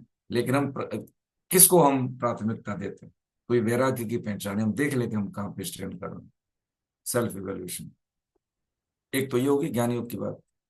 अब कर्मयोग की बात क्या है, कर्मयोगी क्या करेगा, नहीं भाई ठीक है, हम क्या करेंगे, चलो ठीक है, नाव लेते हैं। तो नाव के जो पतवार चलाता है वो कर्मयोगी, नाव सुरक्षित जीवों से हो गया, लेकिन उसको एक्ट करना पड़ेगा, वो पतवार चलानी है, ये है कर्मयोगी। अब इसमें क्या है कि उसकी ममता है, आसक्ति है, सब कुछ है, करने का वेग है, मैं करता हूं। तो क्या है कि जब कर्मयोग का साधक जब निष्कामता से कार्य करता है तो उसके ममता और आसक्ति सेवा से वो शुद्ध हो जाती है। यदि हम किसी को निष्काम भाव से प्रेम करते हैं तो वो हमारी प्रेम की एक ऐसी दशा है कि उसका वियोग होगा तो हमें लगेगा नहीं कि हमारा इससे वियोग हुआ, ऐसा लगेगा कि हमने जी भर के इसके साथ जिया है, ऑटोमेटिकली। लेकिन जब हम स्वार्थवश जीवन जीते किसी के साथ, तो हमारे अंदर ये कमी रहती है कि हमने जो कुछ लिया था उतना हमने उनको दिया नहीं। ये नैसर्गिक रूप से रहता है। यदि हम किसी से प्रेम करते हैं, प्रेम करने के लिए प्रेम करते हैं, बदले में कुछ नहीं चाहते हैं, तो उनके प्रति हमारी एक समय के बाद इतनी आसक्ति रहेगी नहीं। जैसे होता है ना, देखा है हमने कि माता पिता वृद्ध हो गए, ठीक है, हमने जी भर की सेवा की, जो उपयुक्त हो सकता था, इलाज भी करवाया उनका, लेकिन उनका शरीर पूरा हो गया। तो जो बच्चे हैं उनको लगता है देखो कोशिश की हमने, हमारे पिताजी का है ना शरीर पूरा हो गया, लेकिन हमें इतना है कि हमने 100% है ना क्षमताओं के साथ हमने पूरी कोशिश की। तो जो एक स्वाभाविक चीज होती है कि अपनी क्षमताओं के अनुसार प्रयास करना और सफल ना होना, तो फिर हमारी उसमें कोई कमी, असफलता का कारण हम स्वयं नहीं होते। कर्मयोग सबसे ज्यादा चतुर सयाना साधक होता है, यही वाला जिसकी हम बात कर रहे हैं, अंतिम श्लोक है ये, भगवान ये जो बता रहे हैं भगवान, अध्याय 6 का 47वां। और यहीं से भक्ति योग की भूमिका है, वह मेरे मत में सर्वश्रेष्ठ योगी है कि नाव भी दूसरे की, चलाने वाला भी दूसरा, हम तो सिर्फ बैठे हैं। तो जो नाव में बैठा है व्यक्ति, न तो उसको तैरने का उद्योग करना है, न उसको पतवार चलाने का उद्योग करना है, उसको तो बस बैठना है, बस ये निर्णय ले लिया। जैसे हम गाड़ी में बैठ गए कि मुझे दिल्ली से हावड़ा जाना है, तो मैंने टिकट ले ली और उपयुक्त ट्रेन में बैठ गया, तो मुझे और कोई चिंता नहीं करनी। बैठ गए ना ट्रेन में, बस ट्रेन पकड़ ली हमने, जीवन उसी ट्रेन का नाम है। अभी हमारी बुद्धि में, हमारे विवेक में स्पष्टता नहीं है, क्योंकि हम प्रयास कर नहीं रहे। लेकिन जैसे हम बच्चे को, होता है छोटा सा बच्चा होता है, जैसे ही 1-2 साल का होता है और बोलना तो नहीं इतनी जल्दी, लेकिन समझना शुरू करता है, तुतलाना शुरू करता है, तो हम क्या करते हैं, उसको कैरियर की बातें, गिनती होता है ना, काउंट्स, टेबल्स, है चीजों को आइडेंटिफाई करना, ये सिखाना शुरू कर देते हैं। उसको ये नहीं सिखाते हैं कि हमें सही बोलना चाहिए, है सुबह जल्दी जगना चाहिए। कहानी जो पहले हमें सुनाई जाती थी, जैसे बड़े लोग बैठे हैं, आप दादा दादी नाना नानी, वो चीज हम बच्चों से हम लैप्स कर रहे हैं। अल्टीमेटली वो उसी भाषा को जानता है, उसी विधा में निपुण होता है, उसके जीवन से अध्यात्म रहता ही नहीं है, समर्पण रहता ही नहीं है। पति पत्नी का व्यवहार भी ऐसा ही रहता है जैसे एग्रीमेंट की तरह, आप इतना कर रहे हो तो मैं भी इतना करूं, आपको ये करना है, उसके अंदर ये भाव भी नहीं रहता कि मेरी पत्नी अगर मान लीजिए जॉब में है, कोई बात नहीं मैं कर दूंगा। अब देखें, आप सभी बड़े हैं, आदरणीय हैं, जो उम्र में मेरे से बड़े हैं, मैं समझता हूं कि कभी उन्होंने सोचा ही नहीं होगा, लेकिन आज की पीढ़ी में बहुत कैलकुलेशन है, बहुत कैलकुलेशन है, भाई भाई में कैलकुलेशन है, माँ बाप और बच्चों में बहुत कैलकुलेशन है। तो ऐसी गीता का साधक क्या करता है, वो गीता का साधक नहीं है, फिर तो वो व्यवसायी है। एक वो है ना, देखिए किसी ने कहा है कि यूं हिसाब न रखो नफा नुकसान का, है ना, कुछ रिश्ते ऐसे होते हैं जिसमें हार भी कमाई दिखती है। मेरे को एग्जैक्ट वर्ड नहीं आ रहे, लेकिन भाव मैंने आपकी सेवा में निवेदन किया है कि रिश्ते कमाए जाते हैं, कमाई नहीं कमाई जाती, है ना। कमाई तो फिर भी कमा लेंगे, लेकिन रिश्ते अगर हाथ से निकल गए तो बड़ा मुश्किल हो जाती है। हम जिए ही नहीं, किसके लिए जिए, माँ बाप की सेवा नहीं कर पाए, हम बहन भाइयों के लिए हम वो जो हमें करना चाहिए वो नहीं कर पाए। एक अभी देखिए, एक बहुत अच्छे गीता साधक मिले, गृहस्थ हैं वो, अच्छा लगेगा, ऐसा प्रसंग था। तो उनके 7 बेटियां, रिटायर हो गए वो, 7 बेटियां। तो उनके भाई हैं, तो उनके भाई के 2-2 बच्चे थे, वो सबसे बड़े थे।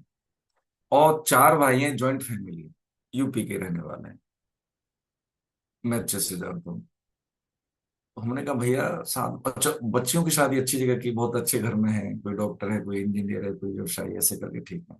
तो जब उनकी बेटियों की शादी हो गई, तो उन भाइयों की बेटियों की शादी हुई, तो कोई रिश्ता फाइनल करना था, तो मैं भी साथ में गया था। उस परिवार में इतनी यूनिटी देखी, मुझे ये नहीं पता लगा कि असली में इस लड़की का बाप कौन है। तो मैंने जब पूछा, मुझे तो बड़ा अच्छा लगा। तो उन्होंने कहा, देखिए जो बात उन्होंने कही वो बात समझ रहे हैं। उन्होंने कहा देखो लाल साहब, एक बात बता दें कि ये मेरी बेटी नहीं है, मेरे छोटे भाई की बेटी है, लेकिन मेरा भाव है कि मैं अधिकतम क्या इस बच्ची के लिए करूँ, मुझे कुछ नहीं करना है। अधिकतम क्या कर सकता हूँ, बस ये सोच के मैं इसकी शादी, बच्ची की शादी में भाग ले रहा हूँ। फिर मैं समझा कि ये 75 साल के हो गए, आज भी इनका फैमिली यूनिट है, एक ही जगह है। उनके बच्चे देखिए, एक अभी उनके घर में ही जो मैंने बच्चा देखा था, केवल सामान्य गांव का रहने वाला, 30 करोड़ का पैकेज मिला है अभी 6 महीने पहले के बाद, यूएसए, गांव का, यूपी का। अभी आप जाओगे, साथ में खड़े हो जाओगे तो सबसे पहले आपको पैर ऐसे छुएगा जैसे माथा रख दिया पैरों में। केजीएमसी में पीएचडी की उसने लखनऊ से, हमारे सामने 12वीं की उसने, सिंपल सा, बहुत बहुत सामान्य सा बच्चा। उसकी अंग्रेजी भी कोई खास ज्यादा अच्छी नहीं, लेकिन क्या है, संस्कार, अध्यात्म और ये भौतिक। अध्यात्म अगर जीवन में प्लेटफॉर्म में है, हमारे जड़ में है, तो भौतिकता आएगी आएगी। भौतिकता कहाँ जाने वाली है, आप बताएं कि जाने वाली है? भौतिकता अध्यात्म नहीं है तो वो कुछ कुछ नहीं है, वो खत्म हो जाएगी 2-4 दिन के बाद, सब खत्म हो जाएगी। न तो संबंध रहते हैं, न स्वभाव रहता है, न स्वास्थ्य रहता है, कुछ तो रहता नहीं है। क्योंकि कुछ पता ही नहीं है कि अब उपयोग कर, गाड़ी है हमारे पास बहुत बढ़िया है, लेकिन उसको चलाने का हमें तरीका नहीं पता, तो एक्सीडेंट तो होगा ही। बस यही जीवन है, यही जीवन का विज्ञान। तो ज्ञान हमने समझा, कर्मयोग हमने समझा, ये भक्ति योग समझा हमने। बाकी का जैसे ध्यान योग है, ये भी सब अपने अपनी विशिष्टताओं के साथ है। इसमें व्यक्ति को अपनी क्षमताओं के आधार पर, ध्यान योग एकाग्रता के आधार पर मन को एकाग्र करके ही सधता है। ये बहुत कठिन कार्य है। अब हम समझने की बात है, तो फिर करें क्या? करने वाली बात सिर्फ है श्रद्धा। जब हम ठसक के साथ भगवान को अपना मान लेते हैं, जब ये जान लेते हैं कि जीवन का विज्ञान ये है कि मनुष्य भगवान से अलग हो नहीं सकता। हमने मन षष्ठाने इंद्रियाणी प्रकृति स्थानी कर सके, केवल भोग बुद्धि के कारण इस संसार को भोगने के लिए ही है, ऐसा हम समझते हैं, इसलिए हम अलग हैं। लेकिन जैसे होता है ना, माँ बाप तो ध्यान रखते हैं ना बच्चे को, लेकिन बच्चे क्या कहते हैं कि अरे ये बहुत बोलते हैं, बहुत टोकते हैं, इनसे अलग होने में अच्छा लगता है। बस वो भाव है अभी हमारा। माँ बाप डू डोंट्स की बात करते हैं तो बच्चों को लगता है टोका टाकी, ये सही नहीं है। अपने जो आयु के लोग होते हैं उनमें ज्यादा वो रहना पसंद करते हैं, लेकिन जब होश आता है उनको तब तक बहुत देर हो चुकी होती है, सब कुछ गड़बड़ हो जाता है। लेकिन जो बालक समझता है कि नहीं, जब हम बहुत छोटे से थे, 2.5 किलो के पैदा हुए थे, तो खान पान रहन सहन सब तो इन्होंने दिया है ना। तो हमें विश्वास करना चाहिए। जो ये विश्वास कर लेता है, तो वो किया हुआ विश्वास उसके समय को बचा देता है, उसके संसाधन को बचा देता है, उसकी शक्ति को भी बचा देता है ना। भगवान और भक्त में जब बहस हुई, शक्तिशाली कौन, तो एक बहस अपनेपन की बहस। तो भक्त बोलता है कि मैं हूं शक्तिशाली, आप, हम हैं और क्या है। अरे भाई कैसे शक्तिशाली आप? अरे बिल्कुल हम हैं। तो उन्होंने कहा कैसे, हमें बताओ, प्रूव करो। तो उन्होंने कहा देखो जी महाराज, आप मेरे हो, मैं आपका हूं, ठीक है। तो आपका मैं हूं, मैं आप मेरे हैं, तो आप मेरी तरफ ही रहोगे ना, तो आपकी शक्ति और कुछ तो मेरी शक्ति होगी ना प्रभु जी। तो मैं हमेशा आपसे शक्तिशाली। भगवान ने स्वीकार भी किया कि हाँ ये भगवान ज्ञान है। तो जैसे सूरज हमेशा रोशनी देता है, ऐसे ही भगवान हमेशा प्रेम देते हैं, मंगल करते हैं, कभी किसी जीव का नुकसान नहीं करते। दंड विधान भी उनका शुद्ध करने के लिए होता है। हमें लगता है ना कि भगवान ने इतनी परेशानी क्यों दे दी, इतना कष्ट क्यों दे दिया? वो कष्ट हमें शुद्ध करने के लिए दिया है। अंत तो गत्वा, नरक में भी भेजना भगवान का क्या है कि उस जीव की उन्नति के लिए होता है। जैसे किसी व्यक्ति को आईसीयू में जाना पड़े, तो भाई रोग की निवृत्ति के लिए जाना पड़ेगा ना जी, सर्जरी भी करनी पड़ेगी ना जी। हम कहते हैं सर हाँ कर दो ऑपरेशन, बस वो ऑपरेशन है जीव का। जो व्यक्ति, जिसको कोई रोग है, परहेज न करे, दवाई न खाए, तो आईसीयू में जाना है। ऐसे ही कोई जीव बार बार जन्म लेना, बार बार मृत्यु का वरण होना, मनुष्य जीवन में आके भी शास्त्र का संयोग हो गया, गीता जैसे ग्रंथ से संयोग हो गया, फिर भी जीवन में न उतारे, पक्की बात है वो आईसीयू में जाएगा, है ना। जानने के बाद भी, हाँ जानने। तो बता रहे हैं वो मेरे मत में सर्वश्रेष्ठ योगी है, मद गते नांतर आत्मना, ऐसा तल्लीन मन वाला। अब तल्लीन मन वाला कैसे? हम नौकरी करेंगे, पढ़ाई करेंगे, तो कैसे तल्लीन हो जाए? हाँ बिल्कुल, अध्यात्म में कहा है भगवान ने, तस्मात् सर्वेश कालेषु मां मनुष्मर युज्य, यानी तू लड़ाई भी कर, मेरा स्मरण भी कर। अरे भाई वो तो ऐसी लड़ाई थी कि जरा सा भी चूकेगा तो गर्दन कटती है, ऐसा काम हमारा तो है नहीं। हाँ ऐसा काम हमारा नहीं है। अब समझने की बात सावधानी पूर्वक ये है इसमें कि हम किसी भी दायरे में हैं, विद्यार्थी हैं, नौकरी वाले हैं, व्यवसायी हैं, लेकिन इसका मतलब ये नहीं है कि हम ईश्वर का ध्यान नहीं कर सकते, उनका स्मरण नहीं कर सकते, गीता का स्वाध्याय नहीं कर सकते। किसी भी कार्य की सफलता के लिए जो मानक होते हैं, वो मानक जीवन की सफलता के लिए यही मानक है गीता। ठीक है। और गीता पढ़ने के बाद या गीता में रुचि है, तो वो गीता पढ़ने का वो फल है कि गीता में हमें रुचि हो। इस बात को हम समझें। ठीक है। अध्याय 7 की भूमिका, ये जो भक्ति योग का षटक है वो यहीं से शुरू हो जाता है कि मेरे मत में सर्वश्रेष्ठ योगी कौन है, जो तल्लीन हुए मन से मेरा भजन करते। तल्लीन का मतलब है कि जैसे पिक्चर में दिख रहे हैं, हाँ पिक्चर में दिख रहे हैं, एक बार सूरदास जी से, पता होगा शायद हमने बोला भी होगा, वृंदावन की घटना है कि मदन गोपाल जी को जैसा वस्त्र पहनाते थे वैसे ही वो पद गाते थे। पीतांबर पहने हैं, पीला रंग है, हरा रंग है, जो भी कलर है उनके वस्त्रों का वैसा ही। तो एक बार जो थोड़ा सा वो किया कि उनको कुछ पहनाया नहीं, तो वैसे ही पद गा दिया उन्होंने।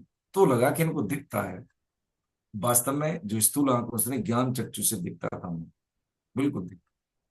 तो जो संसार के जहाँ पे जो सांसारिक विज्ञान है वहां पे बोनी नजर आती है, वहां से अध्यात्म खुलता है। अभी विज्ञान को अध्यात्म के रहस्य जानने के लिए बहुत समय लगेगा, उसको बहुत दूरी तय करनी होगी। लेकिन हम आधुनिक विज्ञान के आधार पर हम अध्यात्म को समझने की कोशिश कर रहे हैं। कैसे समझ पाएंगे?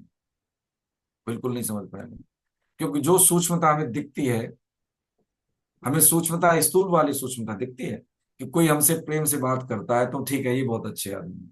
लेकिन कोई हमें डांट के हमें ठीक कर रहा है तो हमें बुरा लगेगा, चाहे हो सकता है उसकी बात सही हो। यदि गुरुजन, ग्रंथ या कोई भी शुभ चिंतक हमें डांट रहा है तो उसका मतलब क्या है कि वो हमारा हित चाहने वाला है। लेकिन हम उस चीज को नहीं मानते। माता पिता की डांट फटकार को हम समझते हैं कि ये हमारे बीच में बाधा पैदा करते हैं, हमारे जीवन जीने की सहजता में। वो नहीं है, वो हमारी कमियों पे ही वार करते हैं। हो सकता है अच्छाई को नोटिस न करें, लेकिन कमी को जरूर नोटिस करें। वो कौन करेगा? जो हमारा अपना है। हाँ रोड जी। से गुजरने वाले से कोई लेना देना नहीं। हाँ जी, कोई कुछ कहना चाह रहे थे, आवाज आई थी हमें। हरे कृष्ण। हरे कृष्ण। हाँ बाबू जी, कुछ कहना चाह रहे थे क्या आप? 7वें का पहला श्लोक। हाँ जी। अध्याय 7। मैं एक चीज पूछना चाह रहा था यहाँ पे। हाँ जी। हाँ, मैं एक चीज यहाँ पूछना चाह रहा था, क्योंकि अब समय भी ज्यादा नहीं है। हम 5-7 मिनट में एक बात पूछना चाह रहे थे व्यक्तिगत तौर पे। जैसे कि हमने कल की सुबह की क्लास में पूछा था कि अभी बाई नेम में 1-1 मिनट लूंगा सबसे, ठीक है नहीं? आगे की रूपरेखा के लिए, इसमें कुछ बदलाव के लिए या कुछ इसमें कुछ और एडिशन हमें करना है, तो आपकी फीडबैक चाहिए। ये हमारी जो उपस्थिति है वो क्यों कम है? हमारे प्रयासों में कमी है, या उधर से उनके प्रयास ऐसे हैं कि समय नहीं है, उपयुक्त समय मिलने के बाद भी समय नहीं, तो ऐसी क्या कमी है? जब हम सेवा में आते हैं, मान लीजिए, चाहे भाई ग्रस्त है, हम भी नौकरी पेशा वाले आदमी, जब सेवा में है तो हम चाहते हैं कि वो उपयुक्त सेवा रहे, इधर से भी और उधर से भी। तो मैं कुछ सवाल ये पूछूंगा कि हमारा समय जो है वो उपयुक्त नहीं है क्या, या हमें रुचि नहीं है, हमारी तरफ से कोई कमी है, तथ्यपरक नहीं है, या जो ग्रंथों की जो गरिमा है उसके अनुसार नहीं है? ऐसे क्या कारण है? एक तो दूसरा क्या है, क्योंकि इसमें अभी करीब 105 साधक जुड़ने वाले हैं। ठीक है। तो अब तक की जो हमने गीता यात्रा की है, क्या ये उपयोग, मतलब ये समझने वाली रही है? हम इसको समझ चुके हैं 6 अध्याय तक, हमने चीजों को ठीक से समझा है, या ऐसे ही पढ़ के आगे बढ़ गए? पंचरत्न हमें याद है, हम गीता क्यों पढ़े, पढ़े तो कैसे पढ़े, अच्छा पढ़ के होगा क्या, है ना? वैल्यू एडिशन हमारा कुछ हुआ है जब से हमने गीता में जुड़े, उससे पहले और अब की स्थिति हमारी क्या है? ये ऐसा कोई ऑडिट जो होता है ना, ऑडिट टाइप का कुछ। मैं सबसे 2-2 मिनट, 1-1 मिनट ऐसे करके लूंगा ताकि आपको भी विलम्ब ना हो। मैं बाबू जी, सबको आप अनम्यूट करने की सामर्थ्य दे हाँ दीजिए, जी। हाँ जी, सभी अनम्यूट हो गए जी। है ना सर? तो निरपेक्ष भाव से आप बताएं, खुले मन से, तो इसको हम और इंटरेस्टिंग बना सकते हैं। आपकी एक्टिव पार्टिसिपेशन की फीलिंग भी रहे, इसमें आप कुछ कहना चाहे तो जरूर कहिए, तभी आनंद आएगा। ये उपदेशक की भूमिका वाली नहीं, ये सेवक की भूमिका वाली है हमारी जो स्थिति। और ये प्रवचन वाला सत्र नहीं है, ये डे टू डे लाइफ में वैज्ञानिक दृष्टिकोण के आधार पर गीता को समझने की बात है। इसका परिणाम ये होगा कि देखिए, यदि हम चले हैं ना एक निश्चय के साथ, तो पहुंचेंगे जरूर। जिसके जितने प्रयास हैं उतनी दूरी वो तय करेगा ही, ये पक्की बात है। प्रमाण आप ही होंगे प्रभु जी। हमें तो जो छोटा मोटा अनुभव है भगवान के आश्रय में, सिद्ध मत और शास्त्र मत पूरी जिम्मेदारी के साथ आंखों में आंखें डाल के हम निवेदन कर रहे हैं, पहुंचेंगे जरूर।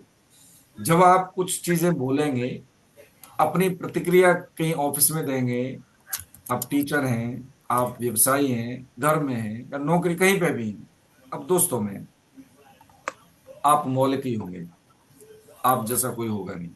गीता के साधक की यही विशेषता है कि वो कॉपी नहीं करता, उसके पास इतने समाधान होते हैं कि जितनी समस्याएं नहीं हैं। लेकिन एक बार ढंग से पढ़ने तो समय भी जाता है, लेकिन हम न तो इधर 100% होते हैं, न जिस कारण से हम नहीं यहाँ पे होते हैं, न वहां 100% होते हैं। हम कहीं पे 100% नहीं होते, ये हमारी कमी है। हम चाह रहे हैं कि संख्या ज्यादा होने से हमें भीड़ नहीं बढ़ानी, लेकिन जिन्होंने रजिस्ट्रेशन कराया तो हमारा ये हक बनता है, अधिकार भी और सेवा भी, कि पूछें कि एक बार आपको क्या प्रॉब्लम है, क्यों नहीं आ रहे हैं आप, ये बात ठीक है। तो आदरणीय पालीवाल साहब, सर मैं बाय नेम सबका फीडबैक लिखूंगा, फिर उसको हम कैरी आउट करने की कोशिश करेंगे अपने इस प्रोग्राम में। ये जो साप्ताहिक है, लेकिन इसको और कैसे रुचिकर बनाए, तथ्यपरक बनाए, कुछ कमी है तो उसको हम इम्प्रूव करें, और एक्टिव पार्टिसिपेशन के साथ। ठीक है सर। तो इसमें कुछ आप जोड़ना चाहते हैं या कोई कमी है तो आप हमारी बताइए। और दो बात, एक तो हमारी कमी वो बताए, या कुछ जोड़ना है वो बताएं। तीसरा क्या है, हम सोच रहे हैं कि जो नए लोग जुड़ेंगे, अब इतने लोगों के लिए हम समय निकालें, और उसमें हमें लगता है कि हम ज्यादा सेवा कर सकते हैं, ज्यादा ज्यादा लोगों की। आप ही की तरफ के लोग हैं ज्यादातर, दिल्ली एनसीआर वाले। तो क्या हम दोबारा से इसको शुरू कर सकते हैं अच्छे से? अब ये ढील डाल नहीं चलेगी इसमें। हम टाइम पे असाइनमेंट लेंगे, हम टाइम पे फीडबैक लेंगे, हम टाइम पे श्लोक की व्याख्या लेंगे, और सबसे हम पूछेंगे कि भाई आप पढ़ने में क्या ठीक संस्कृत बोल सकते हैं तो बोलिए, नहीं तो हिंदी भी पढ़िए, आपको कोई समस्या नहीं है। क्योंकि हम कोई भी चीज पढ़ रहे हैं, गीता एक ऐसा शास्त्र है जिसमें सारे दर्शन हैं, अलग से कुछ पढ़ने की जरूरत नहीं, एक बार पढ़ लें इसको। जीवन में बदलाव, वो भी सकारात्मक बदलाव ना आए तो प्रभु जी कहना, हाँ तो कहना। हाँ सर, मैं आपसे शुरू करता हूँ आदरणीय पालीवाल साहब। सर। हरे कृष्ण। हरे कृष्ण प्रभु जी, हाँ हरे कृष्ण। तो क्या है सर, ये पहली बार समझ रहे हैं ना। हम्म, हम्म, दो चीजें कुछ ऐड करना चाहेंगे, हमारा जो सिस्टम है उसमें क्या ऐड करना चाहेंगे आप इसमें? ये सिस्टम तो आपका मैं बढ़िया है, और टाइम भी उपयुक्त है। यदि करने में कोई प्रॉब्लम नहीं है, इस टाइम में तो कोई प्रॉब्लम नहीं है। ठीक है। हम चाह रहे हैं कि जैसे आपके साथ कुछ और लोग जुड़ना चाह रहे हैं, अभी मैंने जोड़े नहीं है, ठीक है, करीब 100 समथिंग लोग हैं, तो दोबारा से हम गीता पढ़ें इसमें अध्याय 1 से, तो कोई आपत्ति? नहीं सर, कोई आपत्ति नहीं। हम क्या है, भाई पहली बार अंदर तो समझ में भी थोड़ी क्लियर ठीक शब्द से, है तो वो नहीं बहुत आ रहे, तो बढ़िया, वापस करेंगे तो ठीक, और अच्छा रहेगा। बहुत सही बात। देखिए आपने ईमानदारी की बात कही है कि पहली बार पढ़ी, इतनी समझ में अभी नहीं आई, ये अच्छी बात हाँ, है, बहुत बढ़िया, बहुत। तो माता जी उषा भसीन जी। तो और अच्छी तरह समझ में आएगी। जी। ठीक से, हाँ हाँ जी। माता जी हरे प्रणाम, कृष्ण। वंदन हरे प्रणाम, चरण कृष्ण। वंदन आपको, प्रणाम। हाँ माता जी, यही मेरा निवेदन था आपसे। आप तो रेगुलर आते हैं, मैं देखता हूँ। मेरा ये निवेदन था कि कुछ लोग और जुड़ना चाह रहे हैं, 100 समथिंग, 100 से ज्यादा लोग हैं, अभी हमने जोड़े नहीं है। अब जैसे हम क्लास की स्थिति देख रहे हैं उसके अनुसार तीन चीजें पूछनी है आपको, कुछ इसमें ऐड करना है, कुछ सुधारात्मक, कुछ आपको सुझाव देना हो। दूसरा, इसमें कोई फीडबैक हो आपकी, कुछ ऐसा लग रहा हो कि इसमें और इम्प्रूव हम कर सकते हैं, कुछ जोड़ना या कुछ हटाना उसमें से। तीसरा ये कि हम दोबारा से शुरू करना चाह रहे हैं, तो कोई आपत्ति तो नहीं है आपको? नहीं, कोई आपत्ति नहीं है, क्लैरिफिकेशन और। बेशक शुरू कर दो। कितनी बारी हम लोगों ने, कितनी बारी, अब इतनी एज हो गई है तो हम्म, तकरीबन रोज का हम लोग पाठ करते हैं ये। तो बहुत कितनी, सही। जितनी बारी भी होएगा तो वो तो अच्छा होगा, ये ऐसी कोई बात नहीं है। ये देखिए, ये गीता साधक की पहचान है जो माता जी बोल रहे हैं ना, गीता साधक वही जो जीवन के ढंग गीता के संग जीवन का अंग बन जाते हैं। बहुत बढ़िया ये बात है।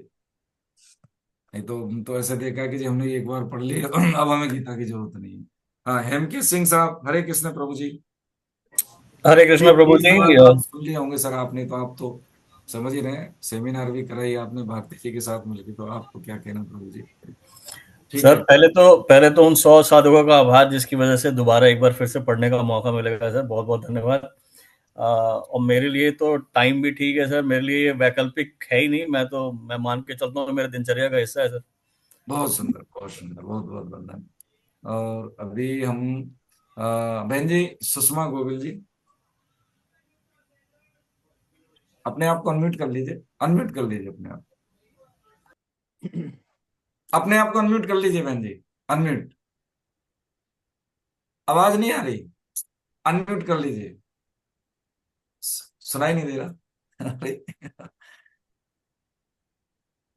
सुनाई नहीं दे रहा, आवाज नहीं आ रही, आप अनम्यूट कर लीजिए। अब इनसे अलग से बात करूंगा। ठीक है। सीमा जी अनम्यूट ही है, कोई बात नहीं, नेक्स्ट उनको लेना है। अनम्यूट है लेकिन आवाज नहीं आ रही इनकी। नहीं नहीं, म्यूट है वो भी, अपने अब वो टैप नहीं किया ना उन्होंने। आप कर सकते हैं क्या बाबू जी? चलिए, मनोज मल्होत्रा साहब, हरे कृष्ण प्रभु जी। सुमिता जी, आप बताइए। हाँ गुरु जी को प्रणाम। हाँ, प्रणाम प्रणाम प्रणाम। मैंने भी पहली बार सुनी है तो मेरे को थोड़ा समझने में थोड़ा टाइम लगेगा जी। हम्म। आप अगर दोबारा सुनाएंगे तो और अच्छा लगेगा। बहुत बहुत बहुत देखिए, आप गुरु जी नहीं है, हम तो बस सेवक हैं आपके, सही बताएं। हम पढ़ने बोलने वाले में, सुनने वाले आदरणीय होते हैं, तो ये संबोधन के लिए तो माफी। ठीक है, आप हमारी बड़ी बहनें आदरणीय है, और गीता में रुचि है आपकी तो और आदरणीय है। ठीक है, जिनको हाँ ठीक है गीता में रुचि है वो और चाहिए। आदरणीय है। ठीक है, हमने गुरुदेव को आपको प्रणाम। नोट लिया। ठीक है, ठीक है। सुनीता जी, ठीक। सुमिता जी, हरे कृष्णा। हाँ, हरे हरे कृष्णा। कृष्ण। हरे हरे कृष्ण। कृष्णा सर। हम्म। सर टाइम में कोई प्रॉब्लम नहीं है, मैंने सैटरडे की बजाय संडे का क्लास रिजॉइन इसीलिए किया था कि ये मेरे लिए बेस्ट है, और लोग जुड़ेंगे तो उससे हमें क्या आपत्ति है, जितने लोग होंगे उतना अच्छा। बहुत सुंदर, बहुत बढ़िया। अरे ठीक है, इनका देखो, इनकी जो माता जी है, बहन जी, उनको मैं अच्छे से जानता हूँ, वो लखनऊ की हैं। ये बच्ची तो चलो शायद दिल्ली में काम करते हो, कहीं बाहर, लखनऊ में तो नहीं पुणे रहते। पुणे में हाँ, सर। पुणे में रहते हैं। हाँ ठीक है, बढ़िया है, आपके संस्कार मिले ही हैं माता जी से, तो उसमें तो कोई दो राय नहीं। कमल जी, हरे जी। कृष्णा। कमल जी, अपने आप को अनम्यूट कर लीजिए। जी भाई साहब, हरे कृष्ण। हरे कृष्ण, हरे कृष्ण, प्रणाम प्रणाम, हरे कृष्ण। जी नहीं, बताइए, कुछ दो तीन चीज पूछनी थी आपसे भी, वही प्रश्न है प्रभु जी। जी भाई साहब। जी। हाँ, आप तो भी नए जुड़े हैं ना? भाई एक्चुअली तो मैं नया ही हूँ इसमें। हाँ चलिए, ठीक है, हाँ, आप लेकिन तो ऐसे ही वैसे मैं बोलो। और सामाजिक सामाजिक काम भाई साहब जैसे करता रहता हूँ। हम्म। हेलो। हाँ, सुन रहे हैं, तो भाई साहब बोलिए। एवरेज मैंने ये देखा, हाँ। एवरेज ये देखा भाई साहब के, कहते हैं कि कभी भी रिजल्ट ना भाई साहब 30% से ऊपर होता नहीं, 40 मैक्सिमम जाता। बहुत हमने कोशिश की थी किसी कार्यक्रम कराने की। अच्छा अच्छा अच्छा अच्छा तो अच्छा। तो एक अनुभव ये हमारा कहता है कि आप मान लीजिए 30 से 40% ही आ रहे हैं लोग, तो ये मान के चलिए कि आपका 100% कार्यक्रम हो रहा। 100% तो भाई साहब नहीं हो पाता हिंदू समाज के लिए, तो कहते ना, ये समाज को जोड़ना और मेढक को तराजू में तौलने के बरोबर बहुत है। बहुत सही है कह रहे हैं, बहुत ना। सही। नहीं, ठीक कह रहे हैं, बहुत बढ़िया, बहुत बढ़िया, बहुत सुंदर। ये आरएसएस से भी तो जुड़े हुए ये हैं। चीज है भाई साहब, इतना तो ठीक है, रहेगा, आप मान के चलिए। ठीक है। सतीश यही है भाई कुमार साहब। बेरी साहब, हरे कृष्ण प्रभु जी, प्रणाम सर। हरे कृष्ण। सर। आपने जैसा कहा है कि 100 मेंबर्स को हम और जोड़ेंगे, जी सर। तो हमें कोई आपत्ति नहीं है। हमें तो और मौका मिलेगा गीता जी को सुनने का। बहुत बढ़िया। आपके प्रयास तो बहुत अच्छे हैं, हम्म। कमी तो हमारे अंदर ही है। अरे ये नहीं। हमने पहली बार ही सुना है मतलब, और हम्म, हम कोशिश कर रहे हैं कि आगे भी सुने तो अच्छा है हमारे लिए। ठीक, बहुत बहुत वंदन। अच्छा, सीमा अग्रवाल जी, प्रणाम बहन जी। हाँ, हाँ, हरे कृष्ण भाई साहब। हरे कृष्ण, हरे कृष्ण। मेरा कहना ये रहेगा, मैं हम्म, प्रयास कर रही हूँ हम्म, कि जिस घर से भी हम मेंबर जुड़े हैं, जो भी हाँ, हम सदस्य एक जुड़े हैं, हम हम्म, एक क्यों जुड़े हैं, हमारा पूरा परिवार क्यों नहीं जुड़ा है। बहुत बढ़िया, बहुत सुंदर। मेरी इच्छा यही है कि हम्म, घर का एक ना एक मेंबर, जैसे आज मुझे कोई समस्या है और मैं नहीं जुड़ पा रही हूँ, तो मेरे घर का एक ना एक मेंबर जरूर जुड़ना चाहिए, कोई तो इस समय उपस्थित होना चाहिए। बहुत सुंदर, बहुत सुंदर। सभी लोग कम हैं। तो मेरा ये प्रयास भी है मेरे बच्चों के लिए भी कि मैं उनको जोड़ूं इस समय में। क्या बात। देखो, अगर ये अब तक की फीडबैक में सबसे बढ़िया मतलब सुझाव है इनका, बहन जी का सबसे बढ़िया सुझाव। मुझे ऐसा लगता है कि घर से हमें एक क्यों दिख रहा है, हमारा परिवार भी दिखना चाहिए इस। बहुत बढ़िया, बहुत सुंदर। ये तो देखो, हमने भी नहीं यहाँ तक पहुंचे हुए कि ऑनलाइन है, बहुत सारी व्यवस्थाएं हैं, तो एक व्यक्ति नहीं है पर्टिकुलर, तो क्या होगा, कोई तो जुड़ सकता है। बहुत बढ़िया। क्योंकि हमारा ऑनलाइन से ये फायदा होता है कि सारे लोग फिजिकल में जा नहीं पाते हैं, तो कम से कम एक रजिस्ट्रेशन से पूरा परिवार सुन सकता है, समझ सकता है, चीजें सीख सकता है। और जिसके लिए हम जद्दोजहद करते हैं पूरी उम्र भर परिवार की परवरिश को लेके, वो आसानी से पूरी होती है। हाँ, आसानी से पूरी होती है। कारण हाँ, कुछ बताएं, अपनी बात पूरी करें। ये है कि मैंने ये प्रश्न पहले किया था कि जब हमारे लिए गीता, जब हमारे लिए प्रभु भगवान इतने जरूरी है, तो मम्मी हमारे को बचपन से ही ये संस्कार क्यों नहीं देती? जैसे खाना सिखाती है, स्कूल भेजना सिखाती है, तो ये अध्यात्म के बारे में क्यों नहीं ज्ञान देती? तो मुझे किसी ने ऐसा उत्तर दिया था कि अगर सब अध्यात्म में चले जाएंगे तो संसार में कौन रहेगा? हाँ, तो ये गलत प्रश्न का मतलब, प्रश्न सही है, उत्तर गलत है। बिना अध्यात्म के तो संसार है ही कहाँ। यदि संसार को भी ठीक करना है तो अध्यात्म चाहिए। यदि मान लीजिए अध्यात्म हम सबके जीवन में, ऐसा कोई व्यक्ति नहीं अध्यात्म नहीं, उसकी मर्यादा नहीं। जो व्यवहार हम माँ के साथ करते हैं, क्या पत्नी के साथ करते हैं? नहीं करते ना। तो मर्यादा हम निभा रहे हैं कि नहीं निभा रहे हैं? ये मर्यादा कहाँ से ही? अध्यात्म से तो निकली है। विधि निषेध कहाँ से निकले? अध्यात्म से तो निकले। अभी टुकड़ों का ज्ञान है, उसका क्या जवाब देंगे ऐसे व्यक्ति को? दादी से बोलो। है ना। तो ये बिल्कुल ठीक कहा आपने। लेकिन हाँ, हमने आपके सुझाव को बिल्कुल मान लिया है और ऐसा ही हम करेंगे। इसके बारे में हम चर्चा भी करेंगे। बहुत बढ़िया, बहुत सुंदर बात बोली आपने। और देखिए, किरण अग्रवाल बहन जी, हरे कृष्ण। हाँ, हरे कृष्ण। हरे हरे कृष्ण, प्रणाम। हाँ, हमें भी लगता है कि हमारा पूरा परिवार जुड़ जाए इस गीता के प्रवचन में, सत्संग में। और हमारे बहू भी हमारी सिखाती है बच्चों को गीता जी के श्लोक, लेकिन मैं हम उसको बोलती हूँ अर्थ भी समझाते जा बेटा। हमारी मेरी 2 पोतियां हैं, वो 12वां अध्याय और 15वां अध्याय याद कर लिए है पूरा, बहुत सुंदर, लेकिन अर्थ नहीं है। हाँ, अर्थ बस भी ये है अब कि नहीं, थोड़ा ठीक है। समझाएगी तो अच्छा रहेगा। हाँ, बहुत बढ़िया, हाँ, बहुत बढ़िया। तो आप यहाँ से अर्थ समझ हाँ, सकते हैं, इस पोर्टल से आप अर्थ समझ हाँ, सकते हैं। मैं भी थोड़ा कोशिश करूंगी उनको अर्थ समझाने की। बहुत बढ़िया, और ठीक है। हमको गीता सप्ताह में बहुत 1.5 पसंद घंटे है। का काम। हाँ, बिल्कुल, बहुत सुंदर, बहुत बहुत पसंद है गीता जी। ठीक है। एक बात हम पूछना चाह रहे हैं, दोबारा से हम शुरू से करें तो कोई प्रॉब्लम तो नहीं आपको? नहीं नहीं नहीं, कोई प्रॉब्लम नहीं है। ठीक है, कोई प्रॉब्लम नहीं, हमको बहुत इंटरेस्ट है गीता में। ठीक है, ठीक है, बहुत बढ़िया। और ये उम्मीद साहब हैं, उम्मीद लिखा हुआ है, D1 ऐसा कुछ करके हैं। लता हरे कृष्ण। उपाध्याय जी हैं। है जी। T1 नाम लता, इनका नाम लता उपाध्याय जी है सर। अच्छा, जी अच्छा। जी जी जी। हाँ, कुछ कहना चाहें आप, बताइए। नहीं, वो पहले गलत गड़बड़ है। चलिए, मीनू पोपली जी, हरे कृष्ण, प्रणाम बहन जी। आप अपने आप को अनम्यूट करके बोल सकते हैं तो बताएं। माता जी मीनाक्षी जी हैं? मीनाक्षी जी हैं। मीनाक्षी जी आप अनम्यूट कर लें। सुरेश साहब, हरे कृष्ण। राधा जी। अंशिका श्रीवास्तव, अंशिका, अंशिका सुन रही हो बेटी? हरे हाँ कृष्ण। जी प्रभु जी। हाँ बेटा, अंशिका। हाँ हाँ सुन। हाँ, आपके जो दादाजी हैं, कौन है जिन्होंने रजिस्ट्रेशन करवाया है, बताओ। हाँ मेरे बड़े पापा है, उन्होंने करवाया है। हाँ, बड़े पापा। कौन सी क्लास में पढ़ते हो?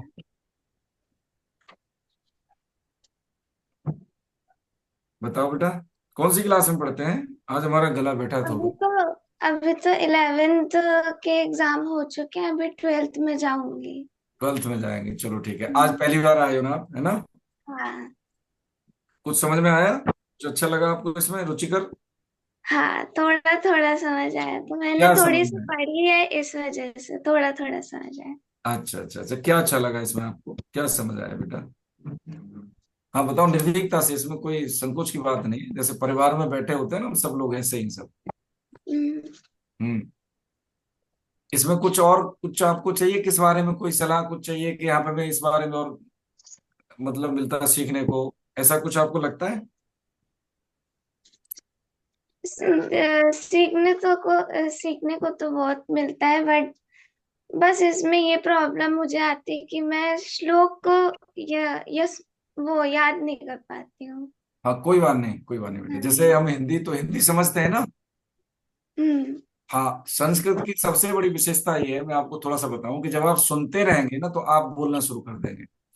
जैसे हम हिंदी के लिए कुछ प्रयास नहीं करते हैं, माँ बाप बोलते हैं जो भाषा, वैसे ही हम बोलना शुरू कर देते हैं, ट्रेनिंग नहीं लेते, ग्रामेटिकली हम सीखते हैं बाद में।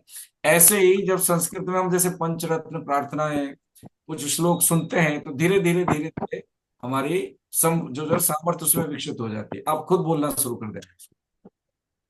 ठीक है। हाँ, ये बीच बीच में हम कुछ चीजें इनपुट भी देंगे कि हम बोले शुद्ध तो कैसे बोले। ठीक है। ठीक। तो सप्ताह में 1.5 घंटे का समय निकालिए, रेगुलर रहिए, और आप जैसे विद्यार्थी हैं तो आपको लाभ मिलेगा ही मिलेगा इससे। ठीक है। हाँ जी। और कोई, देखिए मुझे लगता है हम हेलो। नाम, नागपाल साहब, हरे कृष्ण प्रभु जी। हाँ जी।